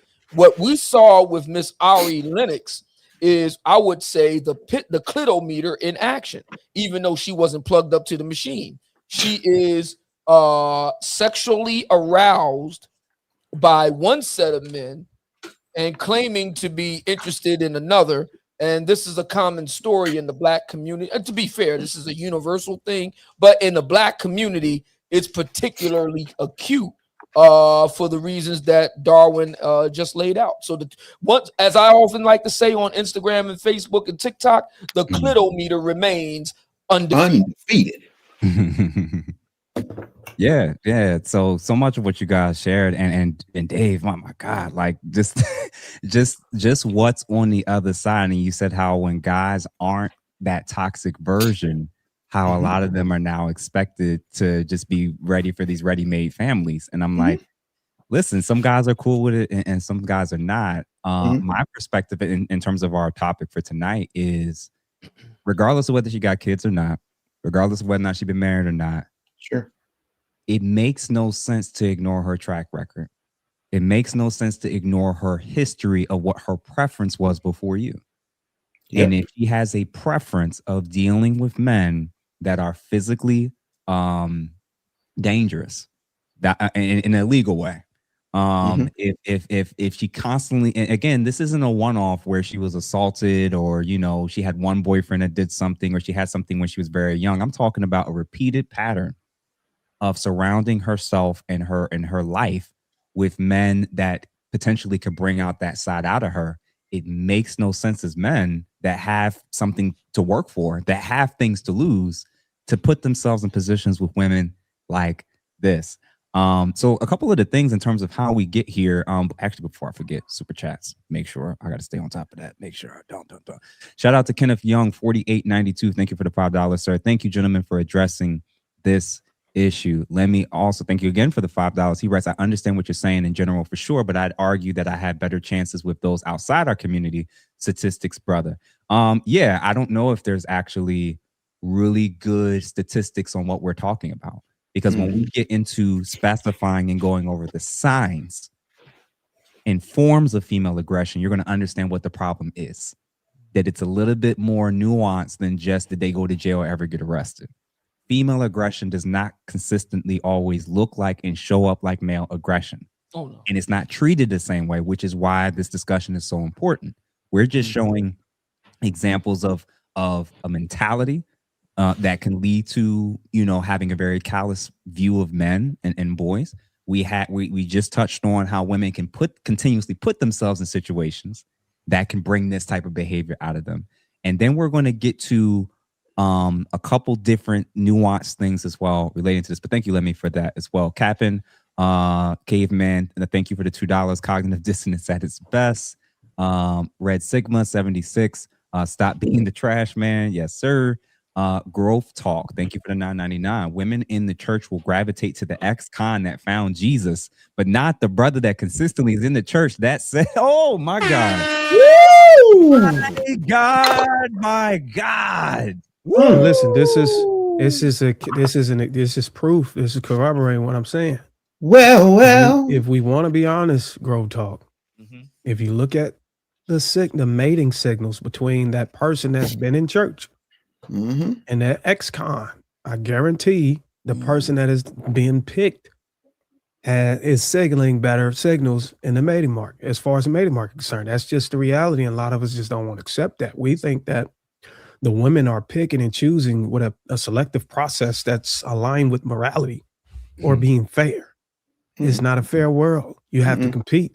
Even if you are at church every damn Sunday, you're going to have to compete with the guys that are out in the streets wielding the 4-4. That's just the game. Because if they look better than you, if they earn more than you, or they're taller than you, the women are communicating that all of that moral stuff does not matter. Thank you, Oball 2015 for the $19.99. Love the gems. Appreciate you, bro, for your support. Perception is reality. Thanks again for the $9.99. Obsidian, your refusal to be the cleanup man still sticks with me. I even keep the mindset when trying to teach some of our kids who don't want to learn and or act right. And then Lemmy, to close it out, he says, so thank you for the $5, Lemmy. So why would I be careful of what I said? I'm speaking facts. I don't have to walk on eggshells. Regardless, I'm still dating Ling Ling and Becky. Listen, brother, for us, I'm not asking you to walk on eggshells. We're asking you to look at certain traits and behaviors that can be shown and exhibited in any woman of any skin color or hair texture. And if you're not wise enough, you'll think, well, because I got an Asian or I got a white girl, I'm good to go. No, sir. No, sir. You gonna listen. Stay tuned. We saw what happened to the football coach. We literally just showed it, right? So we're going to get to that for sure. So just a couple quick more things because I know I don't want to hold you brothers too long. No, you ain't holding us long. Yeah, I ain't got no job, bro. Do this. Well, listen. So obviously we started off with the mentality, right? And then we segued into some of the types of decisions that these women who can show these traits, the types of decisions that they tend to make relationally, especially in their past. Now we're going to look at some of the lopsided approaches when it comes to how they view men versus women in terms of double standards. And again, this is going to be great because it's funny, but it's not, because it's going to make sense for the women that do and engage in this behavior. They have this mentality when it comes to how they view themselves, their own pain, and concern for themselves versus how they view, if at all, how they come off or how they treat men.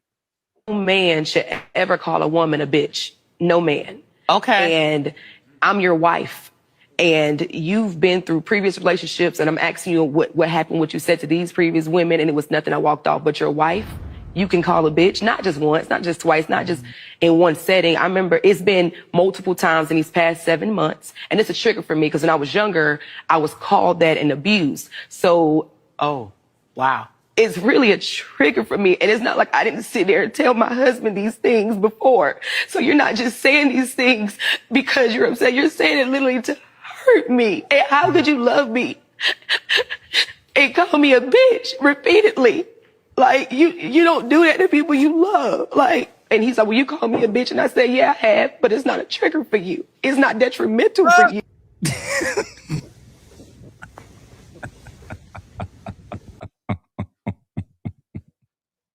Oh, man, I just remember that moment. Unpopular opinion. A lot of women do not care if their man is depressed, as long as that man is not cheating on you. They do not care that that man is feeling overworked and underloved, as long as he's being loyal to you. But let me tell you something, baby. A loyal man does not automatically make him a happy man. Because what about his mental health? What about the things that he's going through? What about what he deals with on a daily basis? Does he feel heard? Does he feel seen? Does he feel loved by you? Does he feel respected? But y'all don't want to talk about that though, do you? You feel guilty because you were brainwashed to feel guilty. And these men, they were taught to lie. They were taught to tell you what you need to hear so they can get what they want from you and roll around on the mattress.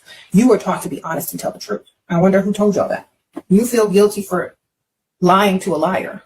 Let that sink in. You feel guilty for lying to a liar that just wants to get you to the mattress. Do you ever heard the term all is fair in love and war? Or never play fair in an unfair world? Why do you think that in the world of dating, in the world of marriage, in the world of love, why do you think that women are the most heartbroken? Because y'all are watching romance, rom-com, fairy tales, and men are not. Men are taught something totally opposite of what you're taught. You're taught to be stupid. You're living in a fantasy world. They're not watching none of that crap unless you make them watch. They're not watching that. You're sitting over there watching romance, and they're sitting over there typing in on the computer with some tissues and lotion. Y'all are watching two separate things. And you're walking into that date, into that relationship with these dumb expectations of rom-com Disney movies. You're going in there thinking about rolling around the mattress because that's what he's watching. So y'all are on two different mindsets. And then you feel guilty for lying to this man when the first thing he told you was probably a lie to get you on the mattress. You never play fair in an unfair world. You've been programmed very differently from men. Okay? So you need to start thinking about that.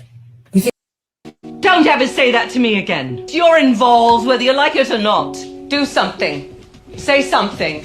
If you hate me, say you hate me. I'm tired. I want to go to bed.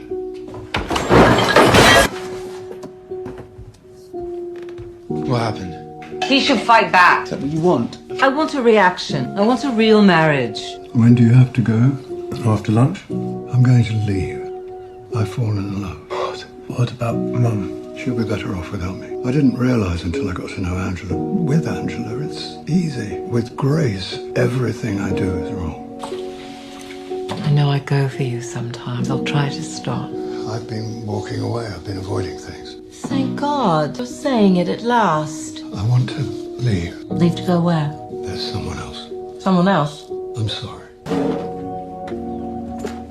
He won't leave, will he? I think I'll leave. You found a way to sneak out of it. I'm sorry. I've made up my mind. You can't just walk away after 29 years. You have to try. I have tried for 29 years. Is she calling? Every day. She never spoke. I've changed my phone number. I had to. You've seen him. Alone or with her? So he told you he won't. What did you say to that? Let's get you out of here. He told me he's decided you can have the house. So he told you I could have the house. Can't stand the way he does all this without consulting me. He's changed his number. Have you got it? I can't give it to you. Why not? Mum, he's in love!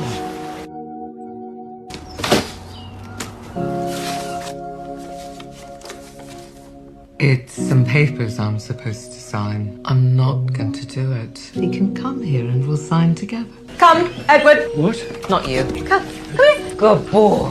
This is the summary of the financial agreement. What happens if I don't? Mum? Mum? Mum? Can we, please?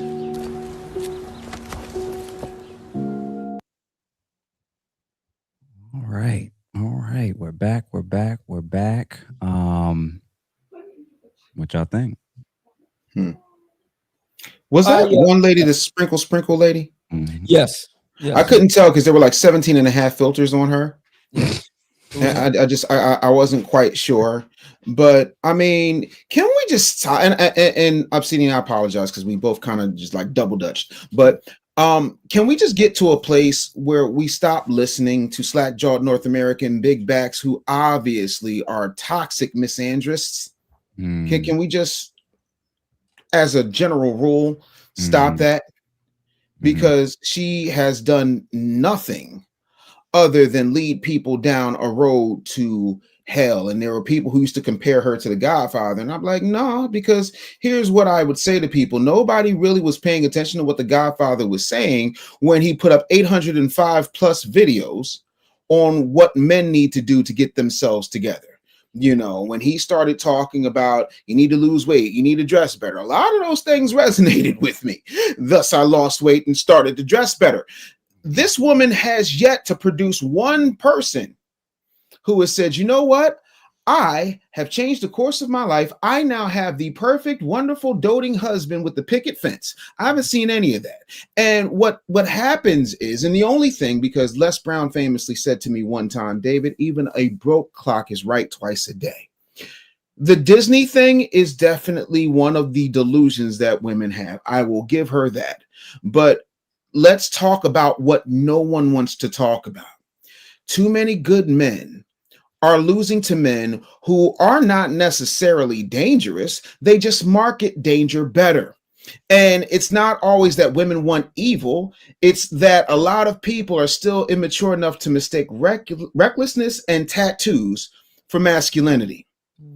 And the tragedy is not that some women choose bad boys. The tragedy is that good men often suffer in silence while being told their loyalty, their consistency, their emotional presence is somehow less sexy than chaos. A healthy man should not have to become toxic to become visible, but a smart man will understand that healthy boundaries, moving at the first sign of disrespect, and letting folks know what will or will not be tolerated is not only self-preservation, it is masculine self-care in its finest form. And I yield. Yeah. Wow.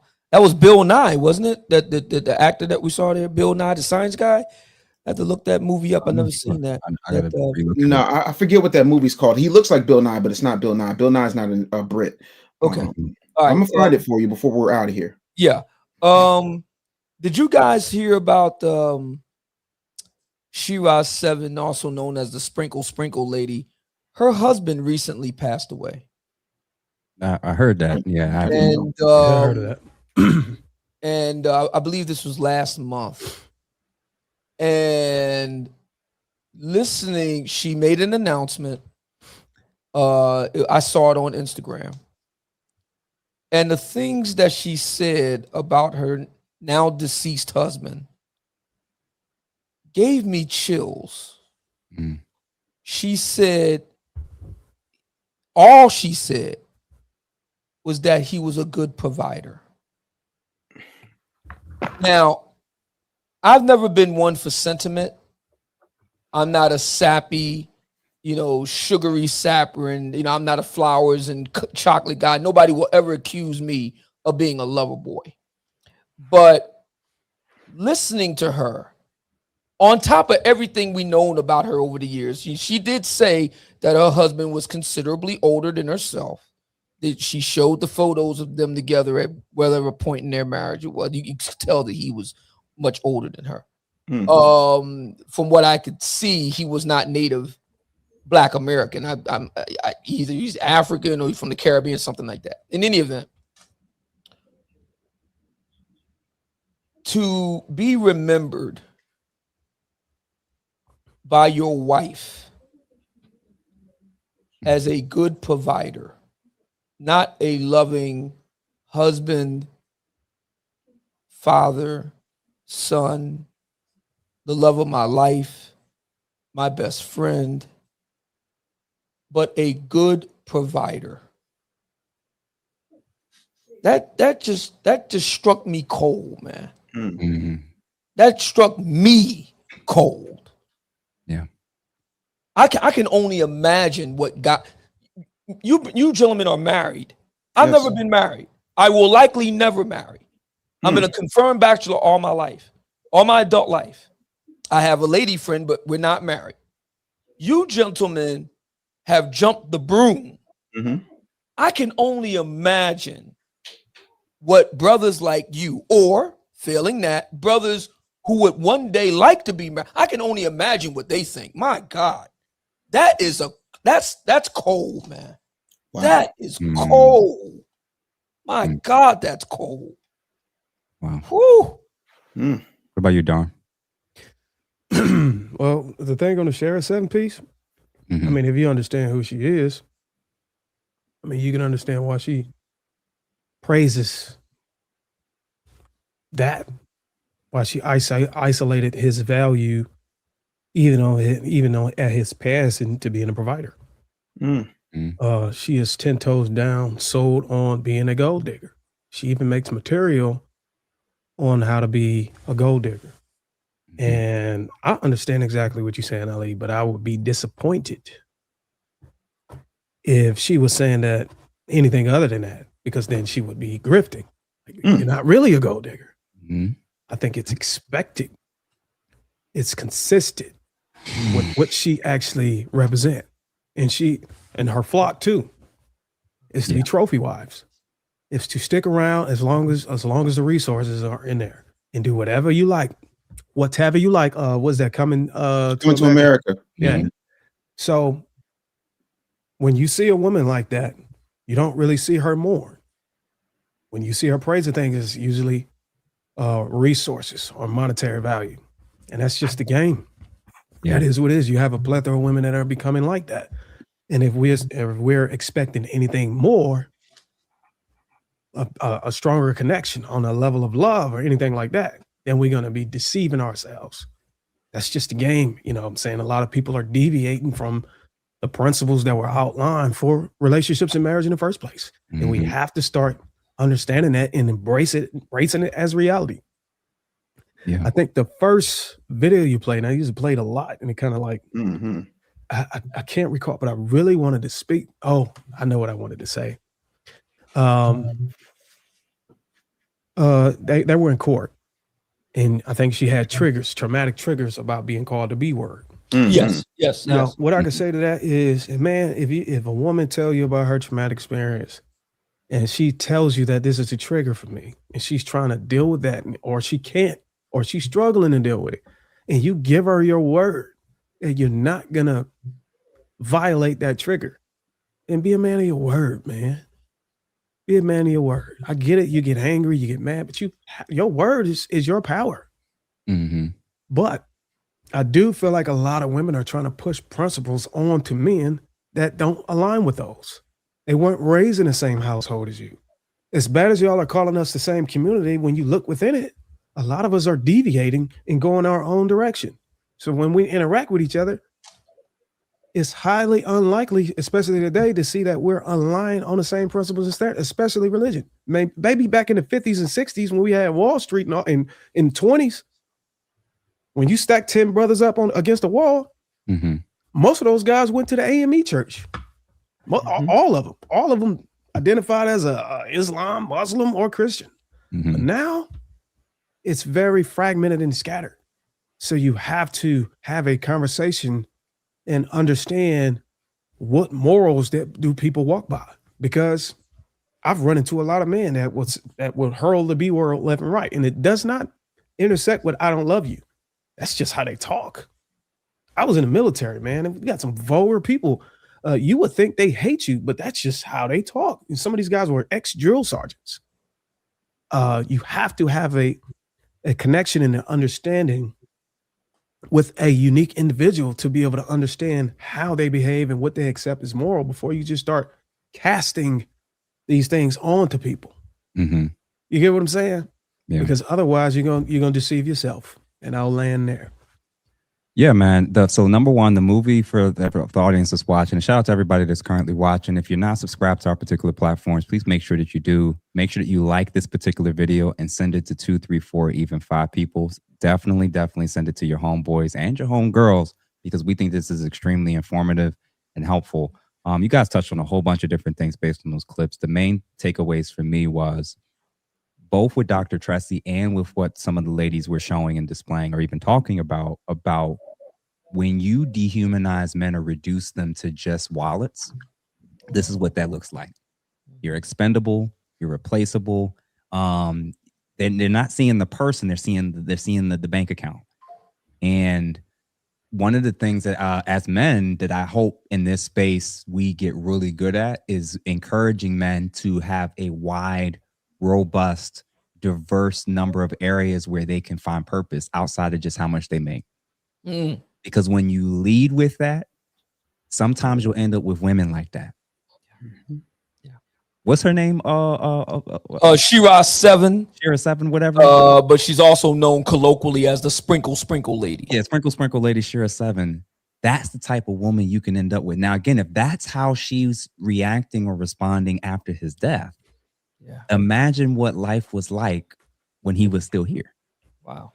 You know? So, and again, look at the type of advice that she's saying on the internet to countless other women.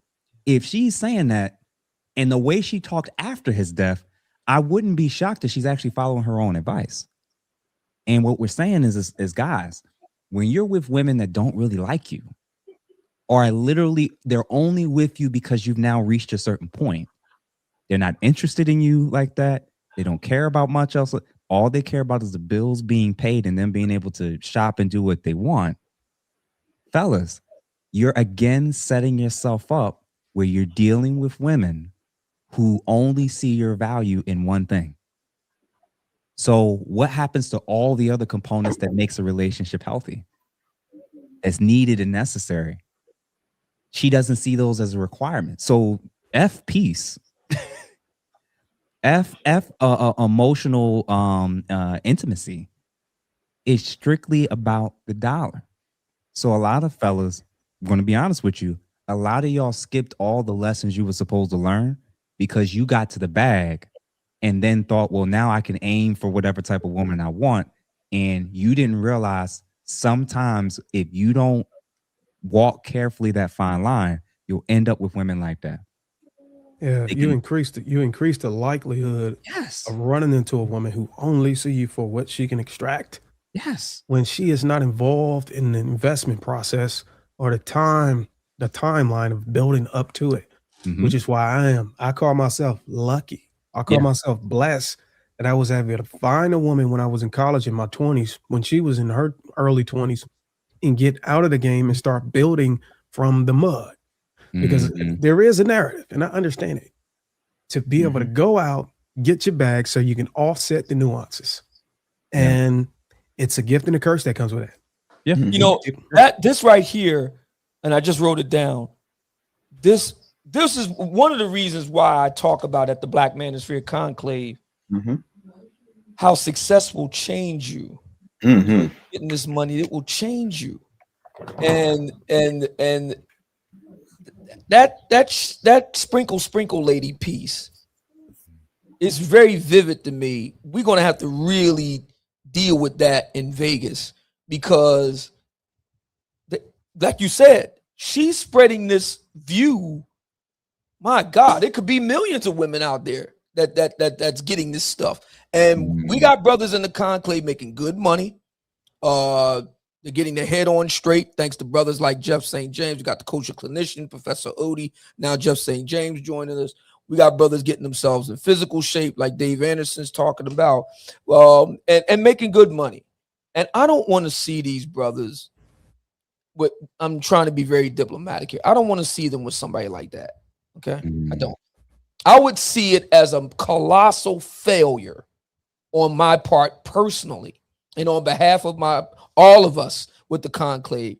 If the brothers that we have taken who have put their trust and faith in us and money to get them together and live a better life, and they wind up with a woman like that, I don't even know what I'd do with myself or something like that. Yeah, we got to deal with that. We Yeah, but see, so one thing about Share 7, a lot of the things that she's packaging into her content already existed amongst women. See, what she's doing is indirectly or intentionally breaking the code and exposing the behaviors of women, and it's actually doing us a service because now we're more aware and more educated on how these women think. So to the guys in the chat that's saying, don't follow her, don't follow her, learn. I actually bought her book. I bought her book to read it so I can actually understand and detect the signals that intersect with the gold digger mindset and mentality. So whenever I have clients start giving me details about behavior traits, I can link those to some of the patterns that I see in the book, and we can come to a conclusion based on likelihood that maybe you're dealing with a gold digger. Maybe you're dealing with a woman who is trying to extract resources. Yeah. So even though they're doing their thing and they huddling up, they're giving us information that we can use so we can avoid these obstacles. I remember one time I turned on the news, and this was when Trump was first getting elected. And I think he went to Charlottesville, Virginia, and he said something that triggered everybody thinking that it was some racism going on. And this was like one of the first time we ever heard somebody in a political office, based on my experience, somebody be more vocal and more transparent about how they truly feel. And a lot of Black people didn't like it. But then you had some Black people that say, you know what? I'd rather have somebody up there that is showing their true colors, that is revealing what they like. So now I know how to deal with it. And whether it's true or false, I want to be able to see the true colors and the moves of my opponent, of my enemy, of those who oppress me, so that I can know how to navigate. So there's nothing wrong with these people going out here because we can use it against them. Yeah. And for everybody that's currently in the chat, if you're still here, we're going to be wrapping up pretty soon.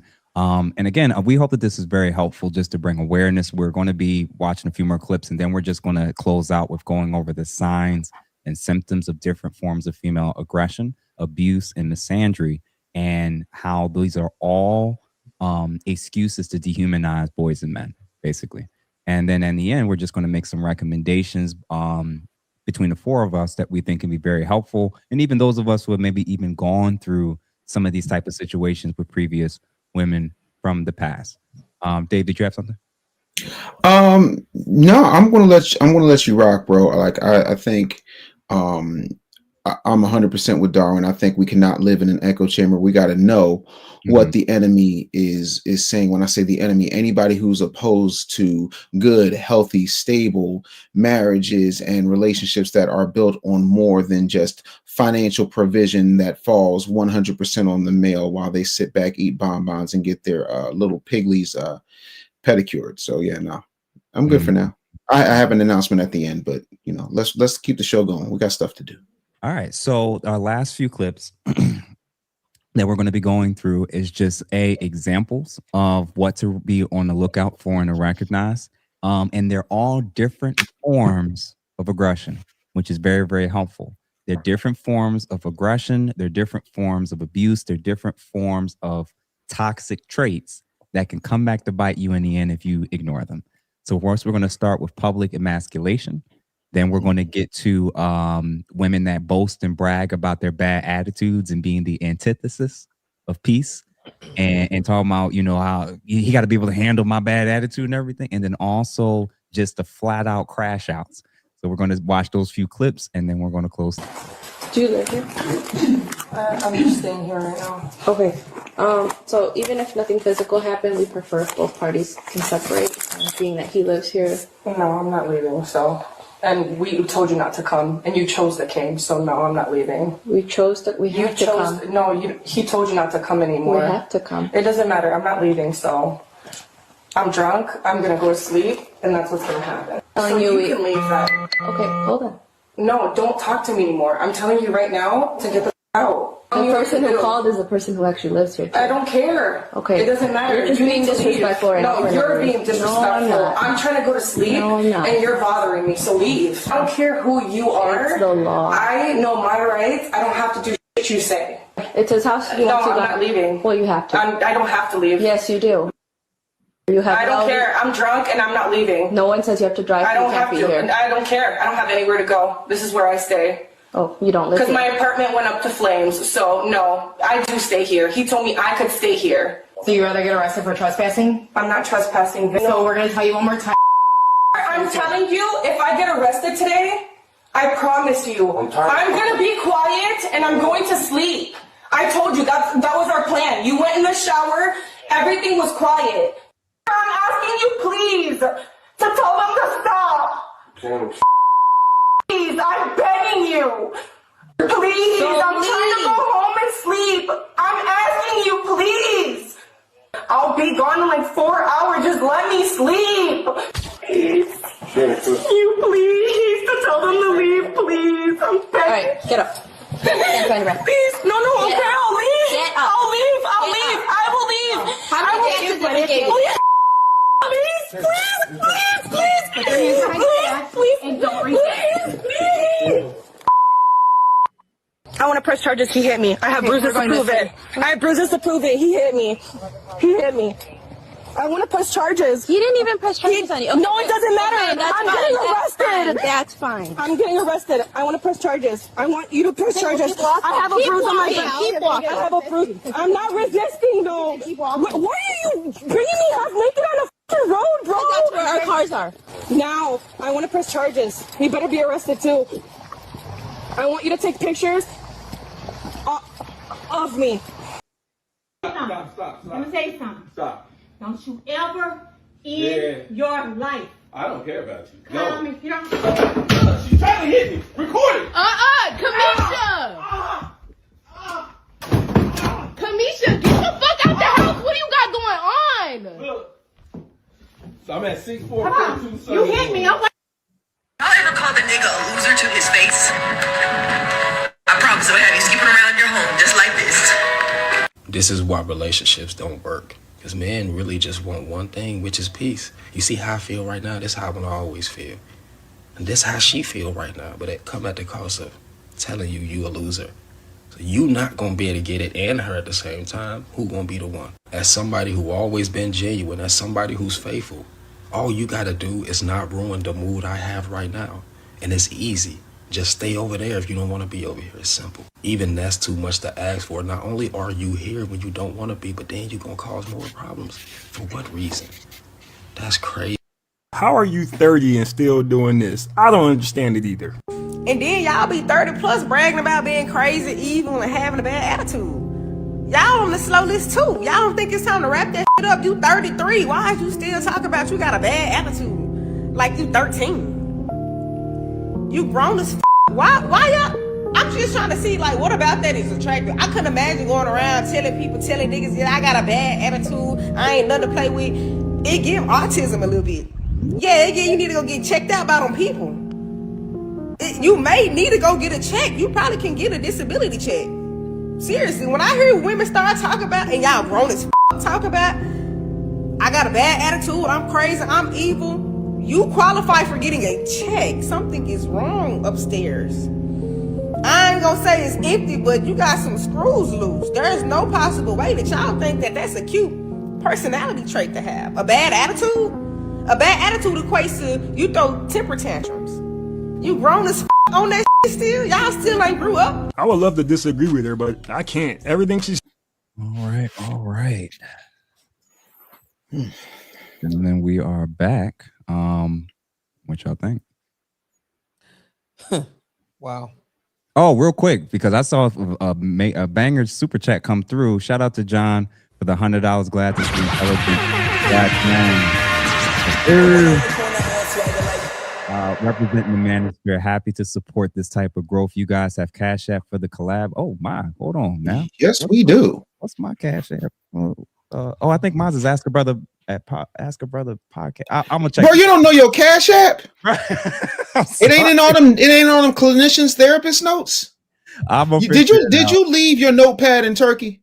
Nah, man. Nah, listen, I'm gonna find out. Listen, John, we really appreciate you showing love, man, to the program and for what we're trying to build here, where we actually have real, legit, conversations about things that men need to hear. I think a lot of times people think that the manosphere is just filled with men that just hate women and have nothing to challenge men on, to make men improve on. But we're hoping to be one of those groups and individuals that are able to kind of fight against that particular narrative. So thank you, sir, for that $100 banger for sure.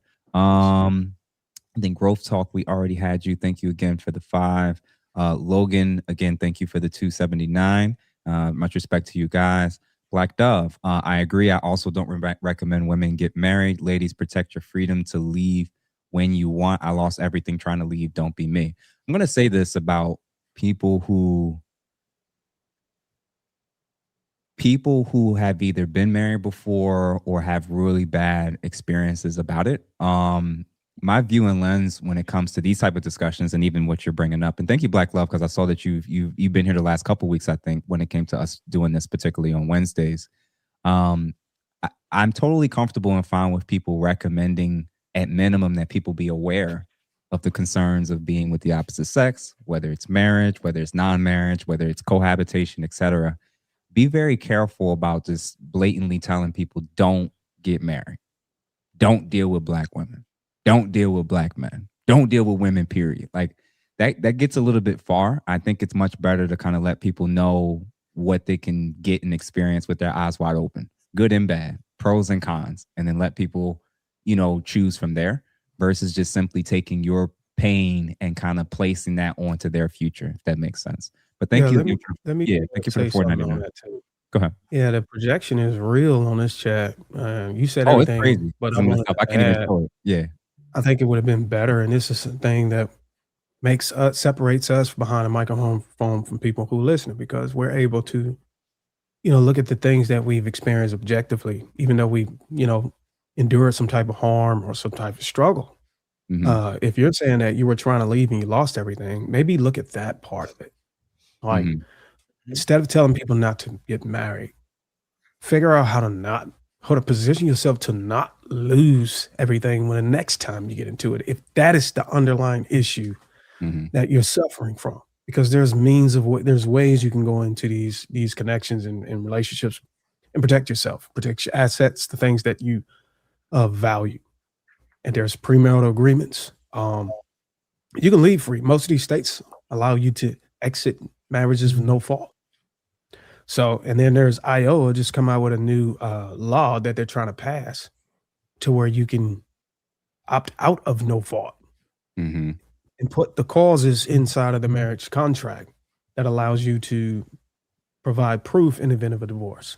So there's so many resources out there, so many ways to get around these things instead of just having an extreme opinion or solution about just don't do it. Yeah. Because that is going to be toxic. It's going to be very dangerous and disingenuous to those who have desired outcomes. And they may be able to offset the nuances that you can't.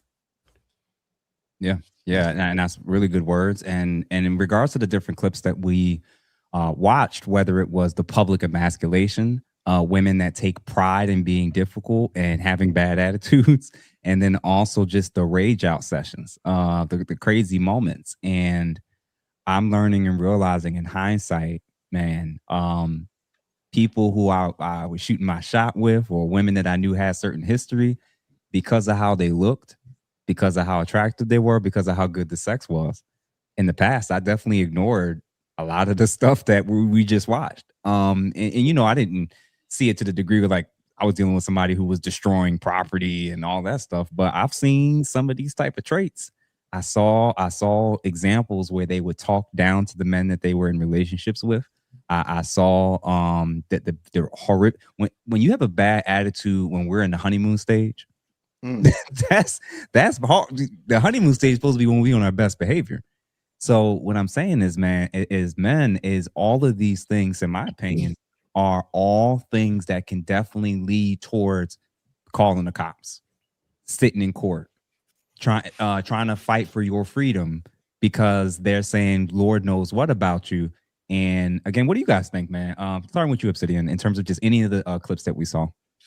You know, going back to that court, it looked like divorce court, I guess. The sister in the red dress, she was talking about being referred to as the B word by her husband.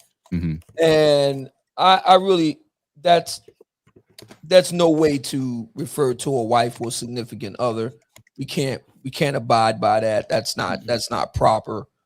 Even if you're upset, better to go grab your hat, tip on out, head to the tap room, knock a few back, wait a few hours, come back later, talk about it the next day. Just want to say that for the record. That being said, the other part of it, you see the brother rolling in bed and sleep, like, get out of here with that. She's calling him the B word and does not see anything wrong with that. So we're back to square one again with this. Kevin, the Gospel of St. Kevin Samuels. I talk about this in the book. He would talk about one-way aggression. One-way aggression. So the ladies of our community, some will engage in these female aggressive behaviors, but then get their backs up or want to claim to be a victim or so on and so forth when they have that aggression visited back on them. And I'm not condoning that, but it is interesting to see this sister rightly upset by being referred to that way by her husband, but not seeing anything wrong with saying the exact same thing to him. She doesn't see anything wrong with that. That is a major, major problem in the Black community. And by the way, people are asking me how can they get the book. This is a special conclave edition of the Gospel of St. Kevin Samuels, all of his, talking points, teachings, if you will, collected in a special conclave edition of the book.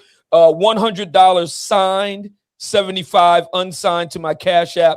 $ Obsidian Radio, $ Obsidian Radio, 100 signed, 75 unsigned. If you buy them now while we're on the air, I will sign them on the air. So there it is.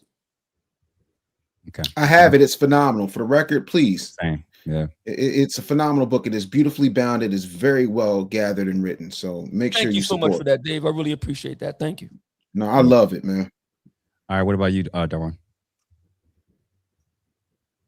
Everything we touched on was interesting. I mean, all the way from, getting upsetting news in the hospital, dealing with abuse, making decisions to deal with abusers that you have confirmed that are not going to make any changes, all the way down to the manipulation, trying to facilitate that you're actually being an abuser when you're in violation.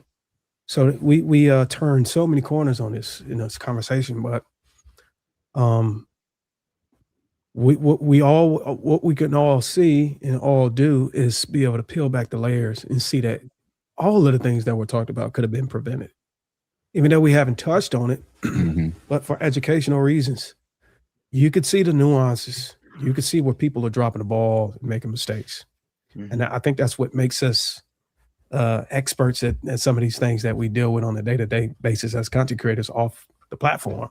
It's being able to navigate these issues. And it just, I'm passionate about it. Like, it just gets me, my blood going, and it gets me excited because I'm able to okay, now I see what you did there. I know where you went wrong. You know what I'm saying? Let's fix it. And that's all I got to say about it. Yeah. What about you, Dave? Again, it's a lot, man. I think there's such a wide chasm between where we are logically and where a lot of women are emotionally and logically, that sometimes we can't see the forest for the trees. One exception to that is T. Hollis, and she was the lady that had the short haircut and was talking about unpopular opinion. Chris Rock famously said that women, children, and puppies get sympathy. Men just got to suck it up.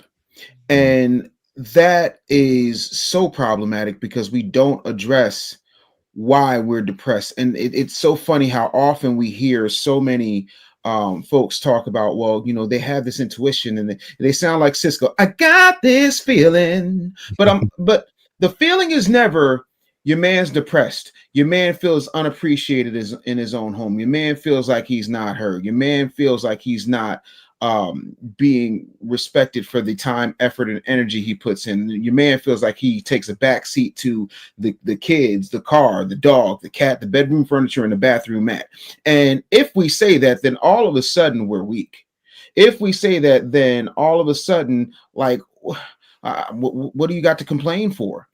Or when you treat the feelings of your man as some type of punishment or some type of, all right, I'll listen to you, but I ain't going to understand nothing. That's where the breakdown happens. And just like in that clip from the Hope Gap, is that the name of the movie? Yeah, Hope Gap. Yep. A lot of times men check out before they go check out something else. Because the conversations are usually one way. And if you are lucky enough to have a conversation about your feelings, in some cases, not all, I'm lucky I have a wife that I can have conversations with. But if you are in that situation, a lot of times it automatically somehow reroutes like a really bad GPS to how she feels about how you made her feel by pointing out something that you felt was wrong, that now you're wrong for pointing it out, because how dare you criticize her? So it's a lot out here, man. The only other thing I gotta say is this coming Monday, I am doing a webinar for those of you who are looking to get your money up. I cannot wait to get to the conclave. The men's table are going to tear a hole in the conclave, and we're going to fill it with righteousness and awesomeness. But in the meantime, in between time, this Monday, it is free to register. It is a no BS masterclass. The link is in my bio. I truly appreciate that, and I'm really excited for you guys to understand that no matter what field you're in entrepreneurship, I'm going to give you a business assessment right on the spot, tell you exactly what you need to do, what the gaps are. I've done it for folks here. I've done it for folks all over the world. So this is going to be an exciting opportunity for you to start monetizing what it is that you love to do, as opposed to going to a place and every 2 weeks getting the bi-weekly insult. Link in my bio. I forgot to mention one thing, that tomorrow night at 9 p.m. Is it 9? Yeah, 9 p.m. Eastern Standard Time, that I'm going to host a live virtual panel with some women to just see if I could effectively handle some grievances that they're experiencing in the dating market when they're interacting with men. I notice in this space, most of the time when men invite women on, it's more of a gotcha, or see if I can cook you and put you in a thumbnail type setting. Yeah. What I'm trying to do is change it and introduce something different, that women can be safe and come on here and actually voice their opinions, and then we can actually navigate from there. So if you ain't doing nothing tomorrow at 9 p.m. Eastern Standard Time, come on to the channel and enjoy the show. Nice. So you said 9 p.m. on your channel? Yeah. Standard Time? Okay. Yeah. Akeem, he said, I'm so grateful this platform exists because I've been suffering in silence for a long time. Brother, I'm gonna let you know whether you reach out to a therapist. I myself am a certified trauma specialist. You got to reach out to somebody, because I do this with the ladies too. When they're going through the exact same situation, I go through a series of steps involving law enforcement, legal options, recommending a whole host of things to implement to try to get them safely out of a situation that could be dire. And the same is true for men as well. I know that it's a gendered thing, and a lot of people just assume this stuff isn't happening or it's not that bad. I know what it's like with a guy that's in a relationship with a woman that's weaponizing the things that we just watched. When that woman was getting in trouble, she whipped out that card and said, shouldn't you be arresting him? He hit me. And also this is Sha'Carri Richardson. I saw people mentioning that in the chat. When they get in trouble, the lopsided one-way aggression, they have a tilted view where there has to be a reason why he's the one that should go. He's the one that should get arrested. So, brother, if you need help or support, feel free to reach out to myself, Darwin, or even others in this space that does a lot of these one-on-one consultations for sure, just to make sure, A, that you're good, and that B, that you have the support that you need to get out of that type of situation. And then Zion Bay, he said, what can men that have daughters do to help? We're going to touch on that at the very end because we're actually about to go into the signs of how to recognize these things. And then lastly, how to react and respond to it. I just want to make sure we didn't miss any super chats. I think Cap and Caveman, thank you for the $5. I got Dave's book. It's very good, and I'm waiting for the next. Get to work, Dave. See, and this is what you don't know. When I finished the Real Black Agenda, I felt like I had more to say. You know how like Mark Henry slammed John Cena and said I got more in the tank, and what that turned into is a book called Weapons of Mass Distraction. They gave you the circus so you'd miss the war, and that book will drop on February 15th, 2027. But you can pre-order it right now. Weapons of Mass Distraction. It's going to be a phenomenal book. If you love the Real Black Agenda, you're really going to fall in love with Weapons of Mass Distraction. So I'm already ready for you. The only thing I got to do is, oh God, record the audio book. That's it's painful. Trayvon, thank you for the $10. Dave is 100% right. In a lot of these relationships, women hold most, if not all, the emotional space within it. Men are almost treated like we're not human. Yeah, man. And I think it's our job to actually get in the habit of choosing women that do. That's it. I know there's so much in this space about talking about the wrong women and what's wrong with women. There are women that don't show a lot of these behaviors. and we got to find them, whether it's here or abroad. And that's, it is, again, it is super, super important. There was one quote, he said, I live in Canada. We don't have Cash App. Is there another way? Listen, bro, if you go to our respective channels, like on my channel or other people's channels, we often have a lot of our links already there. I got a PayPal link. I think I got a Cash App link. And there's probably other and then there's the super chats for those that want to just click on the $sign and just give straight through YouTube. That's always a way. Now, if y'all want to specify when you give the super chat who you want it to go to, you just better designate that. Right. You don't have to do that. You can just put Darwin McPherson and I'll deal with it after that. Hey, wait a minute. No. See, Darwin. No, we can't have that because if we're gonna be here on this men's table, we got to be really honest and transparent, and we need to address absolutely everything that comes down the pike. And the one thing that we cannot do, I grew up with relatives who had addictions, and that in and of itself is a horrible thing to watch. And the one thing that feeds these addictions, and I'm sure Jeff, as a clinician, you can back me up on this, the one thing that feeds these addictions a lot of times is the urgency, especially when money is at play. And so when you know for a fact that somebody's addicted to not only nuts but very small chocolate covered raisins, I don't think you feed that addiction by directly giving him cash. Bruh. I don't. You can hate me all you want to. You see Jeff's new teeth? That tells me all I need to know. Hey, listen. Raisin Nut Brand. That's his new name. Ladies and gentlemen, trending right now in the chat. Raisin Nut Brand. Idiot is just judging us right now. This is crazy. All right, man. So listen, let's jump into the tail end. I'm going to go over some of the signs. Oh, here you go. I'm going to go over some of the signs. Of course, if I miss any, feel free to kind of toss them in there as well.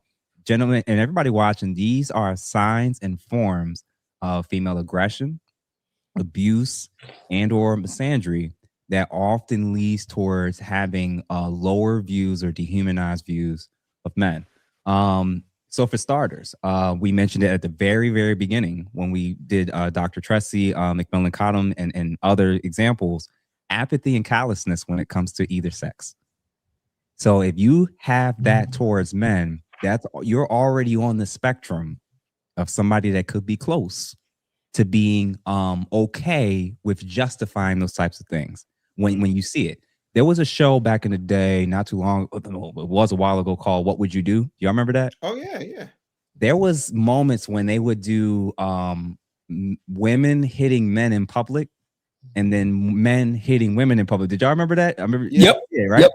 And John Cojones, he would do those. Yeah. Yep. And you remember the moment when the guy would get hit by the woman, people would walk past, no one would ever intervene. You would even see some ladies cheering on the side. And then when they would let them know it was a prank, and they would put the microphone up to them and say, "Why didn't you intervene?" or "Why didn't you say anything?" And a lot of ladies were like, "Well, I just I assumed he earned it. I assumed he did something to warrant that. And I'm like, exactly.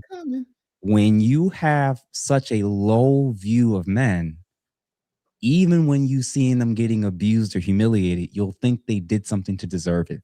So the same group that runs around and says, don't victim shame and don't victim blame, they don't see men as victims. All right. So apathy, callousness is one. Additional forms of aggression. And Dr. Jordan Peterson was excellent with highlighting what some of these were. A lot of ladies won't use physical violence, but they will use gossip. They will use innuendo. They will use character assassination to try to damage your reputation. So targeting reputation, saying and doing things in a way, and Peterson, he highlighted this, women will use techniques and strategies that are a lot harder to defend oneself against because our society is built on trying to intervene to stop male aggression. That's correct.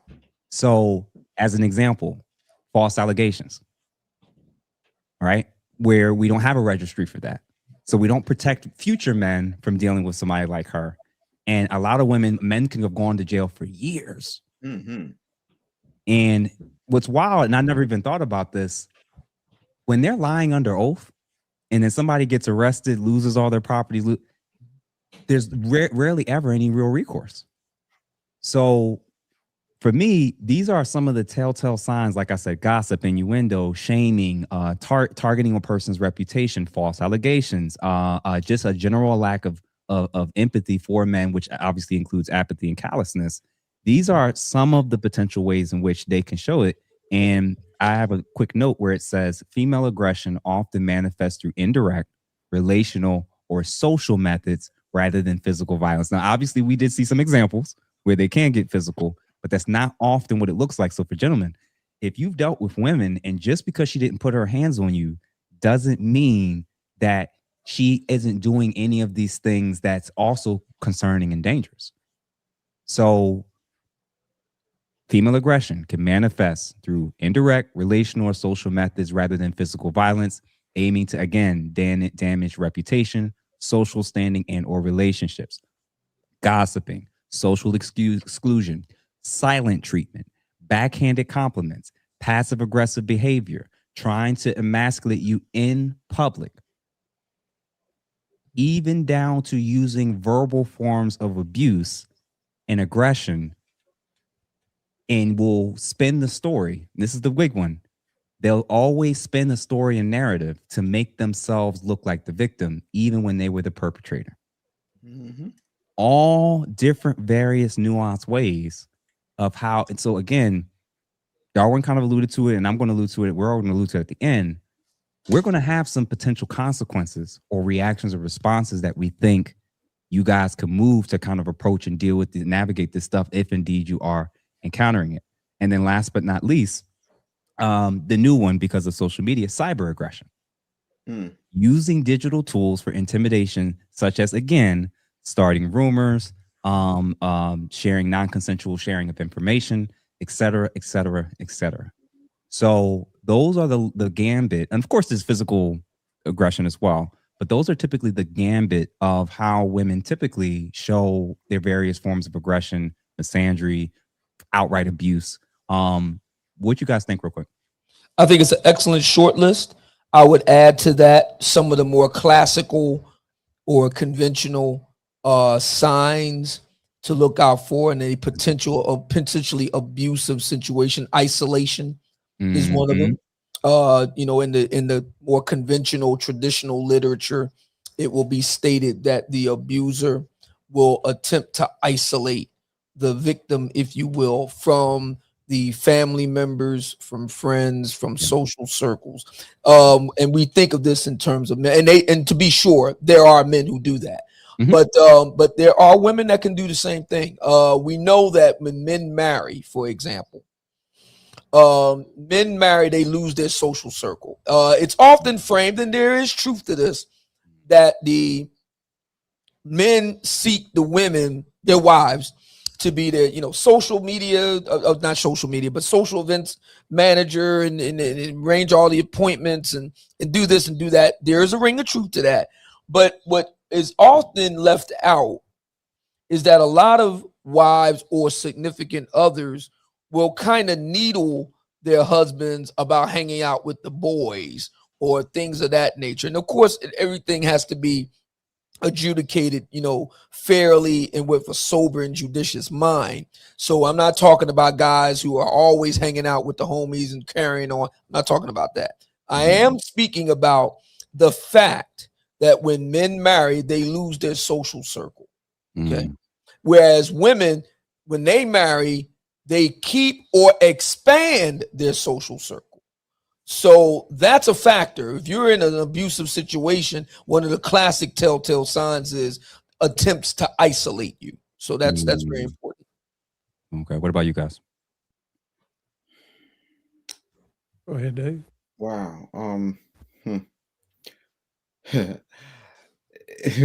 It's the one thing that I can remember, because I've had experiences, before my wife, and you don't know, like Jeff said earlier, you overlook a lot of stuff, when you're young and you don't have the experience. But when people are thrown off, they'll do stuff like, I'm gonna call your job. Yep. And manipulate you. Or my personal favorite, hit you, and I've experienced this, hit you and then call the cops. And I'm 6'1", and at that time probably 3 going on 400 pounds. And I was like, it just and the cop was like, yeah, just go get a hotel, buddy. I ain't buying their story, but just to do something, just go to a hotel. If you got a friend you can stay with, and so these things happen in such a way, and they happen because there is no recourse. If there was recourse for so many things that I would consider criminal, that some very thrown off, very bad, very horrible examples of what some women do get away with, for example, putting paternity on a man that did not father your child. For example, saying that somebody SA'd you when y'all got down and it was consensual. Calling family members and saying that this person did something to you that they did not do, that you knew would infuriate family members, and getting them set up. If there were consequences for those actions, we would see a significant drop in criminal convictions. We'd see a significant drop in, needless arrests. We'd see a significant drop in child support. But what we see is a community or society that continues to reward, if not turn the other cheek, for bad behavior. And so that list is longer than Santa's. And we could be here all night, but we all four of us have things to do. But yeah, that I'll land on that. Okay. What about you, Don? Yeah, and I think Dave hit it right on the money. It's just exposing that there's a system that enables a lot of this behavior in women, and some men. But whenever you're likely to be the victim in a society, in a structure, the likelihood of you learning how to exploit, also learning how to protect yourself using the system, and also being aware of the safety nets to catch you whenever you decide to use the system increases.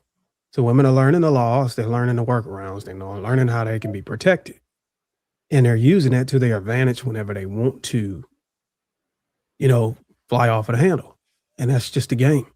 And I'll just yield on that. I'll just land on that because I think Dave took a lot of the words out of. Go ahead, finish it. I'm not gonna say it. My notepad. Oh, okay. Y'all ain't gonna hit me with the pause moment. Yeah, man. So and I appreciate the feedback in terms of obviously the additional components of the isolation. Dave, you gave some very dope specific examples that is very normal, that I've heard these examples before, and I've even been through some of them myself, where me or god cousins get called up and we gotta run to the rescue for crazy situations that they put themselves in. And you know, these are all dangerous things to be on the lookout for, gentlemen. So proper ways to respond. Number one, document everything. I don't care if it's at work. I don't care if it's boyfriend, girlfriend. I don't care if it's a female family member. Get into the habit as a man to document everything. Screen record, screenshot, send emails to yourself, you name it. You never know when you're going to need it. Dave mentioned the idea that a lot of times, I need to take the word "a lot" back. There are instances where women will accuse you of things or try to weaponize the justice system strictly off a whim. Things didn't work out. You moved on. You got with a new person.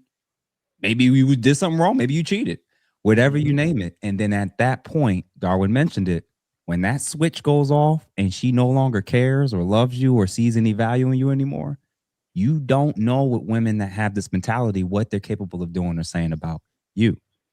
So best believe, number one, document everything: dates, times, witnesses, specific details, especially as it relates to aggressive incidents. This is essential. This is essential for men that don't want to stand before the court of law and public opinion, and it's he said, she said. Because I promise you, society is more often than not going to be on your side. Number two, Darwin alluded to it, setting firm boundaries. I would argue, depending on where she is in the spectrum of a lot of the things we discussed, 0 tolerance. You threaten to weaponize taking my kids, we're done. You threaten to call the cops on me and you know I haven't done anything wrong, we're done. Deuces. Because the longer you sit and stay in that, who's now ultimately responsible for the knowledge that you're aware of what she's capable of, what she's shown you that she's capable of doing? 0 tolerance. Number three, and it's going to be very, very difficult for a lot of men, maintain frame and composure. Especially the guys who maybe grew up without the father figures, or maybe primarily grew up around immature men or just their mothers or whatever. It is imperative as a man for you to not lose your cool emotionally. Don't match their energy. Don't go back. Try to win a war of words with women. Maintain your composure. Actually reduce the amount of ongoing engagement that you're going to do. Yeah, de-escalation is key. Yeah. Learn how to de-escalate a situation. Yeah. Now, and in regards to that, in regards to strategic disengagement, which is, well, I'm glad you mentioned that, Obsidian. Men, that the most effective response is for men that don't play the game. Don't play the game when it comes to emotional manipulation, when it comes to disrespect, when it comes to outright assault and abuse, etc. Don't play the game. One of the sayings is avoid jade, where it says, do not feel the need to justify, argue, defend, or explain yourself in the midst of a conflict with someone who's intentionally designed, who's already made it a decision that they're going to frame everything you do as evil, everything you do is bad, and everything they do is justified. Don't even go back and forth with them. They're not at a reasonable state for you to even exchange with them. Minimize contact, which is a big, big issue with both men and women that keep claiming that they're being abused. You have to move towards minimizing your level of contact, limiting your one-on-one in-person contact, especially, and start using third parties if need be, if you have to have any type of form of communication. You have to. And then last but not least, build external networks. Strengthen your connections with people outside of the relationship, outside of the dynamic. The reason why it's so hard for a lot of people, men and women, to get stuck in it is because they spent so much time just sitting in the relationship and not enough building networks outside of it so that you actually know who to go to and where to go to when it's time to finally leave. And then as far as a phone number, Obviously, you could text 88788 or call 800-799-7233 to report if you are a victim of any type of form of intimate partner violence or domestic violence of any kind. So those are just some of the things that I came up with and looked into. What about you guys in terms of strategies and techniques of how men can better protect themselves and be on the lookout for stuff like this? I think it's an excellent list. I think it's a really good one. We don't, we can, as we move, because we're going to be doing a lot more shows, and we'll be touching back on themes of this sort, in the future. So this sets a good foundation, and we can add to it as we go along. I hope many brothers will catch this on the replay. Make sure, I've been taking notes all night long. Get your pad, get your notes. Make sure you take good notes, put it all together, put it on your phone, have that, refer to it regularly. So you have that. Read books. I'm a big proponent of brothers reading books. That's why I write them. That's why Dave writes them. Read books on this. There are websites. There are YouTube right here on YouTube. There's information out there for brothers. I want brothers to know there is information out there to where even if you're just a layman like me, you can arm yourself. Okay, so you have resources to go to learn more about these things. That's a good thing. Yeah. Now, real quick, y'all, and then I'll give it back to Florida, Darwin and Dave. If you guys want to call in about this stuff and you don't even want to show your face, that'll be fine. Email me personally. You can email Darwin and the other guys, but email me. I will dedicate time to act. We could do this on a live. You don't even have to show your face. You don't have to use your name. But we got to normalize a space where people who aren't going to therapy yet can at least come online, engage, and kind of let people know what's going on. So at least they can get some real quick snap judgments of, recommendations on how to proceed, who to reach out to, who to build with. And I have no problem doing call-in shows because I did see somebody, Black Dove, she mentioned it. You should do a call-in feature. Yeah, I've done it a few times. I'm not a big, huge fan of it for different reasons, but I will be in the habit of trying to open it up. So starting point is if you're interested in doing call-ins about stuff like this, feel free to reach out to me. askabrotherpodcast@gmail.com. Askabrotherpodcast@gmail.com. And I'll be open to it, honestly. And I'm sure the other fellows would be open to doing something like that. That not only are we open to it, that's what the conclave is all about. We found that many brothers, like you point out, Jeff, you're right. Many brothers do not feel comfortable. Like Kevin had, you call in. Brothers don't feel comfortable with that. Brothers don't feel comfortable with the tonight's conversation format. Everybody get up there on the microphone. What we have found is that brothers feel most confident comfortable when we are in enclosed environment, offline, in real time. Close the doors, lock the doors. The brothers talk shop. What goes on at Conclave stays at Conclave. We never put anything out for an Instagram reel for clicks and views on TikTok. It stays there. And brothers are able to talk about their concerns that run the gamut. We solve the world problem. I found that once brothers get together on their own, we figure things out. When we don't have other people, interfering and stuff, if we're just amongst ourselves, we tend to work things out. I figured that out. We work it out. And that's the beauty of the conclave, is that brothers get together. It's just us. We close and lock the doors. We talk it out. We work it out. We figure it out. And we've been very successful in that the past 5 years. I feel deeply blessed and fortunate to have these brothers with me right now. They're going to be in Vegas with us. The fellowship is so, I do believe it's touched by the divine. I ain't going to hold you. I think it's touched by the divine. I really believe that. So, yeah. Okay. What about you, Dave? The thing that I want people to really understand is there was somebody who asked a question about, as a father of girls, what do we do? And the truth of the matter is we raise our daughters differently. I'm a girl dad. I do not have sons. There's plenty of, surrogate sons I have that, have come into my life, mentorship, things of that nature. But as a girl dad, the one thing that I tell my daughters is extremely important. And it's this. Don't go out here talking like you can talk in here, because out there the world doesn't care that you're the chosen one. The world doesn't care that you're spoiled. They will come and they will pop you dead in your mouth if you decide to get sassy. Aside from that, have the same level of respect for a man that you would have for yourself or want somebody to have for you. Third, make sure that you're always if they want to see you, they got to come across my threshold. I got to check them out, and I got to make sure I put the fear of God in them, not to intimidate, but to reinforce the fact that you are not without resources and an actual, man that is going to make sure that your protection is there. The other thing is, if you don't understand why abuse is not tolerated, let me break it down.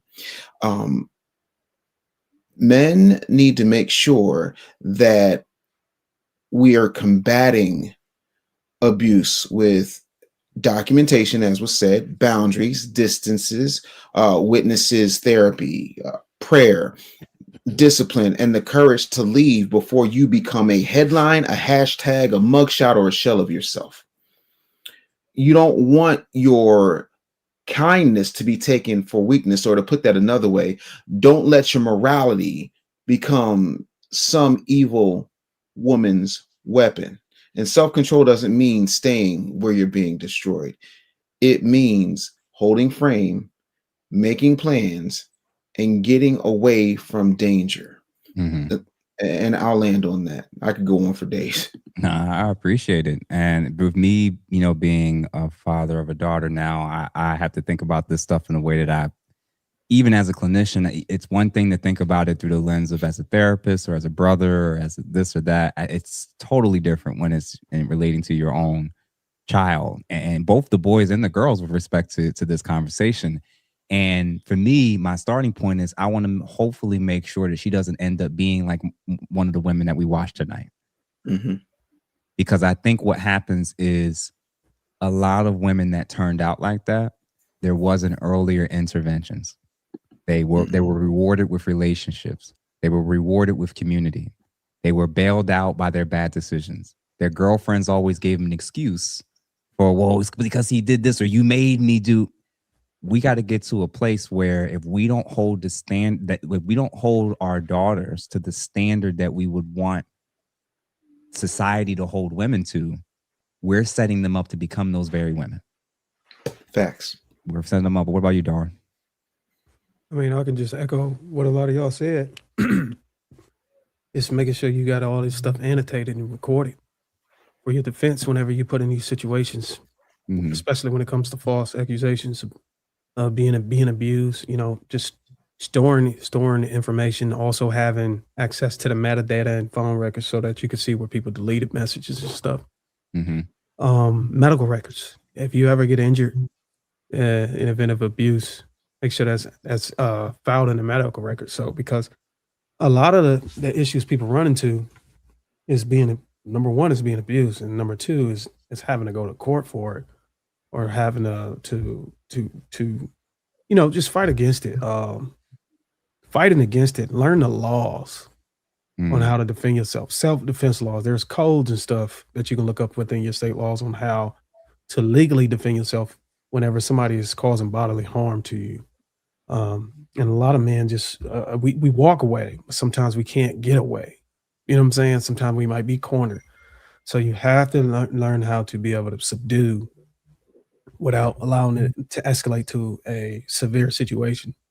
And as far as the medical records concerned, make sure that's annotated. Make sure you take pictures, screenshots, all that other stuff.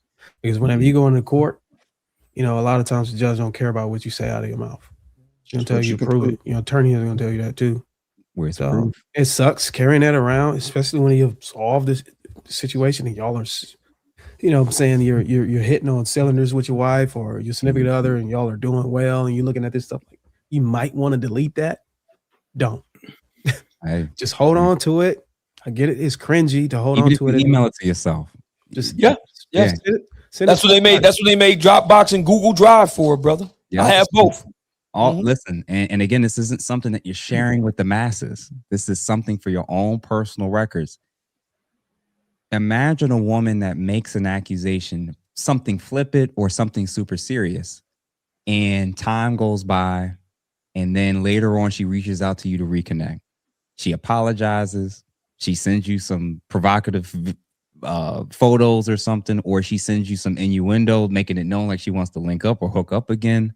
I better screenshot this stuff, because the thing she said before, what's going to get you out of the jam is the extra communication after the fact that she sent, showing that she apologized, showing that she was still wanting to meet you. So apparently she wasn't feeling so in danger. These things matter, gentlemen. And again, this applies not just in the confines of your immediate relationship. Y'all better get careful with these women in these workplaces. Oh yeah, absolutely. Because female flirting is not viewed the same way as men flirting. That's the best way I can word it. One way directional aggression, one way of viewing who's the pervert. The things that women get away with in the workplace is criminal. What they hold, what they say, how they can flirt, the whole nine, gentlemen. You gotta get smarter. I think it was Darwin that was saying the ladies are learning the law. When are you going to? As men. That's why they beat us in so many things. I remember Dave mentioning the paternity issue. Mm-hmm. You know, they know that they can go name drop and put you on the hook. Yeah, we're so busy doing. I mean, I don't know, what are we doing? What are we doing if we're not in school? We're not working. Like, what? I get it. We're on the video games. But fellas, you gotta learn how to protect yourself, because we coming into this society thinking that women are gonna play fair. No, they're not. It's just not. Yeah. So just have that expectation. So last but not least, as far as eyeballing any additional super chats that we might have missed, Trevon, another $10. Thank you again, sir. Shout out to the panel. I won't be able to watch this full show, but I'm definitely watching the playback tomorrow. Salute to you. Appreciate you, good brother. Black Dove. We already saw that one. Thanks again for the $4.99. Trey again with another $20. Again, shout out to the Fantastic Four. Your contributions are necessary, my brothers. And then last but not least, John, again, thank you again for the $10. If you as a man have to document everything, it just proves that we are living in a feminized society. And understandably, some brothers avoid this by going overseas. Yeah, it's an unfortunate reality. And, you know, when men are accused of things or put into situations that, you know, they can look really crazy in, you're not given the benefit of the doubt. You're not given the benefit of the doubt as a man. You're not given the benefit of the doubt as a black man. And a lot of people in this space, not in the manosphere space, but just in the country itself, if something happens with you and a woman, there are women in your own family that will side with the other woman. People that don't know you will assume you did something wrong against her. So it makes no sense to stay connected with and engage with women that showed a lot of the traits, behaviors, and signs that we showed tonight. And Jeff, yeah, go ahead. Can you tell them to stop associating the behavior with why men are leaving? Because it's conflating that men are actually leaving the country to widen their options and have good experiences overseas, not necessarily being ran out of the country.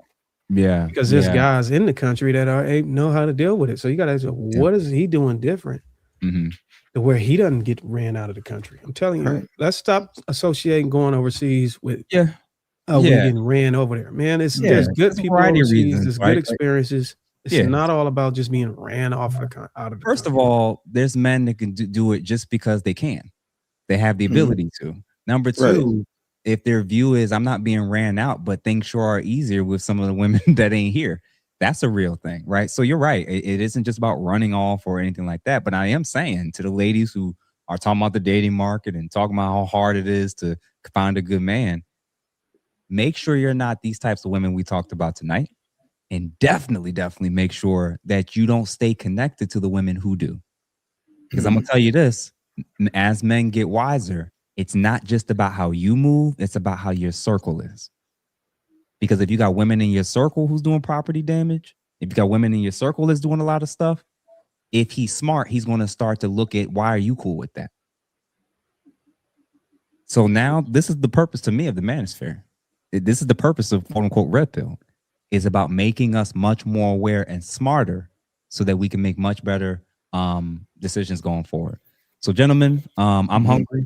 Yes. Right. And why don't you have final words for our audience? And we'll start with Dave. Yeah. Again, I think we need to make sure that we address the fact that this isn't all women, because I don't want the not all police all up in the comments, all on social media. We're not saying it's all women.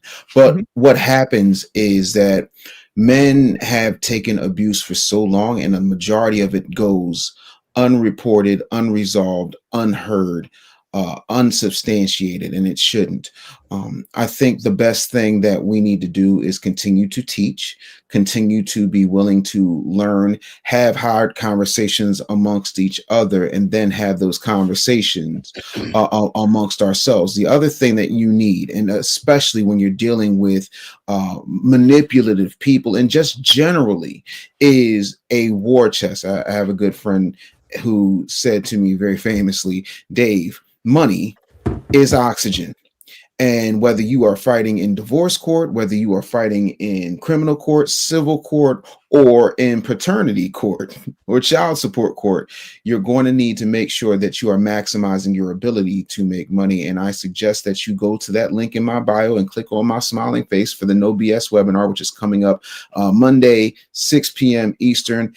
We only have 300 spots. When they're gone, they're gone. I don't know if this is the last time I'm going to offer this webinar where I'm giving free business audits in under an hour. First come, first serve. It is free, but you must register. I'm doing it live on Zoom. I don't know anything ahead of time. So I'm literally coming and I'm going to give you a plan on what you can do. You know what I'm saying? Hell, Obsidian will tell you I gave him some ideas for the conclave he hadn't even thought of. So if you're looking to start, grow, scale your business and get rid of that bi-weekly insult you call a paycheck, click the link in my Instagram bio at The Business Bully. And like Dr. Umar, I do take donations, gifts, Cash App, $ Business Bully. Zelle is Dave at businessbullyshow.com. And I yield. Okay. What about you, Darwin? I don't got anything to say. I do know that people have been trying to report my channel for a lot of my content. And I told you about eating them nuts on the air. I'm sorry. Go ahead, bro. Sorry. That's the last one. Last one. I just got an email. Text. What? Yeah, saying that reported violations. I've never made any violations, but it has said that my channel has been removed. Oh, I need to look just that up. now. So yeah, I'm just getting this news now. So this is what I mean. I've never had to experience this. I don't know what I've done wrong, but if anybody can educate me, shoot me an email or shoot me a DM on Instagram to figure out who I need to get in touch with and how to resolve this, because yeah, all I do is make educational pieces. Yeah. Right. You're the least controversial out of all of us. Yeah. Yeah, that's weird. I just got it. It's 11:26 p.m. Oh, yeah, we're gonna have to look into that and reach out behind the scenes to some folks to get back in contact with YouTube, because he's right. Your channel is by far the the most approvable, and you don't get to 6 figures worth of subscribers with no major issues. So we're gonna figure it out, man. And again, guys, this is the type of stuff that we are talking about in terms of this is actual truth. And these are the things that the people who are anti us letting you guys know, this is what we're up against. So when you guys send in the super chats, I'm gonna tell y'all right now, we don't know if his channel is gonna be down a day, a week, or longer. So, you know, he did put his super chat, he did put his Cash App in the link. Feel free to look him up. Definitely, if you're currently watching right now, while we're gonna hopefully try to work and resolve and find this out, please, whatever you got, whatever you can afford, feel free to send it strictly to Darwin McPherson just to kind of help him out. So yeah, Darwin, absolutely. If you could put your Cash App in the chat again. So guys, if you're currently watching, men, women, doesn't matter. If you can, whatever you got, please send it directly to Darwin ASAP. We're going to make sure that we can do what we can and try to help him behind the scenes. I know a couple people from the YouTube side, and I'm going to see we can do very quickly. I'm actually going to text him as soon as this is over and say, hey. Yeah, actually, I can't even put nothing in there because this is linked to the. Okay. What was your what's your Cash App? It is. I'll put it in the WhatsApp. Okay. Okay. Right. Yeah. So yeah, this is insane news, literally. So listen, y'all, we really, really hope that we can resolve this pretty quick, and we're gonna figure this stuff out pretty soon. But like we said before, these are the types of things. So it's very clear that I gotta, based off this information, have to very quickly start creating a Rumble and all these other forms of social media, because this is the type of stuff that they're gunning for. And it sucks. And we try to be fair tonight. I really thought we did. We were educational. We weren't just throwing women under the bus. We kept saying it wasn't just all women. And here we go again. So yeah, man. Incredible. Yeah. Yeah. So listen, y'all, this is it's tough, because at the same time we want to do this, we actually genuinely care about men and families and marriages. And then there's a whole host of people who are out there who don't. And this is the type of thing that we're up against. So if you guys can support, if you guys can show love, we would greatly, greatly appreciate it. And then I see, and this is your Cash App? Yeah. Okay. It's very important while Jeff is doing that. Let me just say this, and I, this happened to me back in 24, and I was able to switch over to the Rumble right before it actually the axe fell. And I've been over there ever since. You can catch me over on Rumble under my name. There's some very interesting information that has come to me. I shared it with the brothers over on what we have a private WhatsApp group that we use to coordinate everything, and they know about this. There is actual evidence now that the left in writ large has us in the crosshairs. As a matter of fact, today there is a documentary about the manosphere premiering on Netflix today. And there is a full court press to try to counter us, so to speak, coming from the left. There's a lot of money in it. There's a lot of connections in it. We're not making this. I'm not a conspiracy theorist type of guy. I have to see a smoking gun, and I think I have enough evidence to put together that smoking gun. There, Joshua Doss, DOSS, of the Hit Strategies consultancy, recently made an appearance on the Third Way Conference, talking about the manosphere, and in particular black men, i.e. the black manosphere, saying that we have succeeded in creating community where the left has not. He admits it. And he's got major backing behind him. Look him up. Don't take my word for it. He's got major backing behind him. Last month we talked about FD Signifier and the JM podcast. Joshua Doss has appeared on that same podcast. Connect the dots. So what I'm saying to everybody that's listening to this right now, this is real time what happened to our brother Darwin. Okay. We need your support. He needs your support right now. We do not accept any money from, because it's political. I mean, just call it for what it is. It's political, man. And they're getting big money from the left to try to crowd us out. Okay, it's a full court press. This is not this is not Alex Jones. This isn't conspiracy. This is real. Yeah, and we need your support. Darwin needs your support right now. Darwin. Yeah, we'll get together. Everybody here need to create their Rumble, create their other alternative platforms, and so on and so forth to set that up. But yeah, we definitely need your support, brothers, because we're operating on the dollars that you send us to put together these programs. Same thing with the conclave. We accept no private corporate funding or nonprofit funding. It all comes from you. That's why we can be an independent voice. So we really do need your support. Our brother Darwin needs your support right now until we can straighten all this other stuff out. Hit up his Cash App. Really would appreciate that. Thank you. Okay. All right, y'all. So listen, and Darwin, I already messaged you what a lot of people were saying, and that we're going to follow with those guys and see if they can help assist with this process as well. So listen, y'all, we hope that this was informative.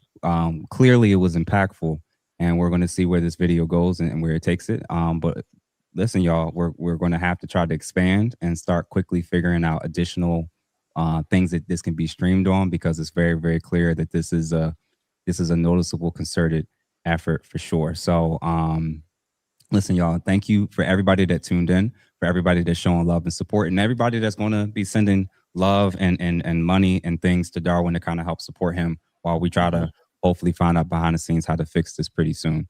And I'm confident that his page is going to come back and it's going to be made available, and that we're going to resolve it. And if there's particular individuals that consistently are trying to target certain people, certain spaces, if we have to get legal people involved to kind of get the background check in terms of finding out who's filing these type of potentially false or even fake reports, potentially we can get them completely removed wholeheartedly. So stay tuned for that. So listen, y'all, have a good evening to everybody that's watching, and we're going to talk to you and see you on the other side. I'm going to let these gentlemen exit so I can play my final sponsorship video.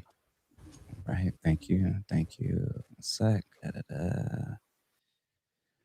All right, y'all. So, like I said, I hope this was informative, that it was interesting, that it was thought-provoking, and that you got something out of it, and that everybody did.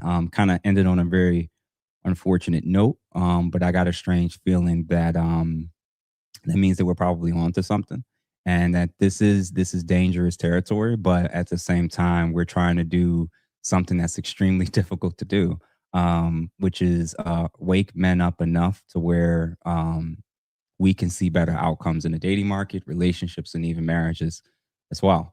It's tough because when you got too many people that have connections and abilities to get at you in the different ways they can, it's an uphill battle.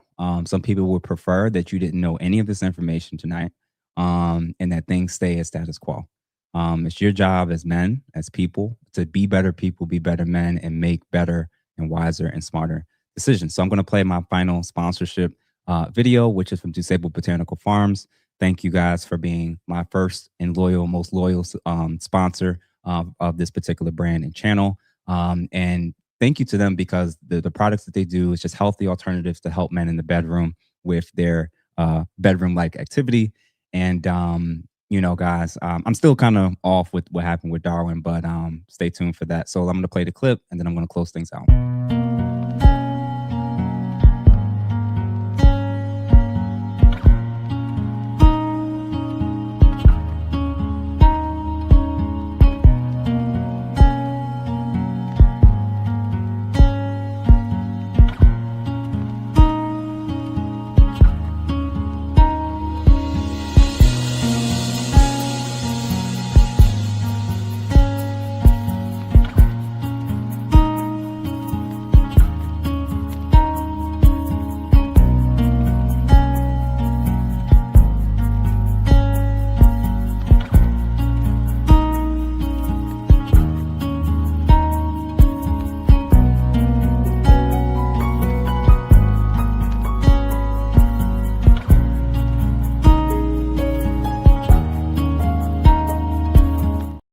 So thanks again, Disabled Botanical Farms and the fellows that pulled up. Like I said, man, we definitely hope Darwin's stuff gets fixed and resolved soon. And it sounds like we very soon are going to have to be creating Patreons and Rumble accounts as we speak. So maybe within the next 24 hours, we may be making some announcements about that stuff going up, so that the ride doesn't stop. And like we said, we hope that this stuff gets resolved, because this is tough, man. It's tough to be in a space where there's people that are against you, that hate you, that just want to do what they can to either stop you from being able to live, provide for yourself, destroy your name, your character, your brand, the whole nine. And it's tough. It's tough to engage in this type of work. But each of us knew kind of what the risk was when we started this. And our hope is that you guys will just be there throughout it as we try to continue to do what we truly believe in. So again, I hope that this was helpful. We all do. And thanks for everybody that tuned in, and have a good evening. And we're going to talk to you guys on the other side. I'm just eyeballing to make sure I didn't see anything else in particular as far as comments and stuff. Awesome. So listen, y'all, have a good evening. Thanks everybody for all the dope super chats and all the love that you showed. We're gonna, look at the feedback and see if there's anything to tweak in future episodes. But like I said, stay tuned, and we'll see pretty soon what this is potentially going to turn into. So listen, y'all, have a good evening. See y'all on the other side and talk to y'all soon. Peace out.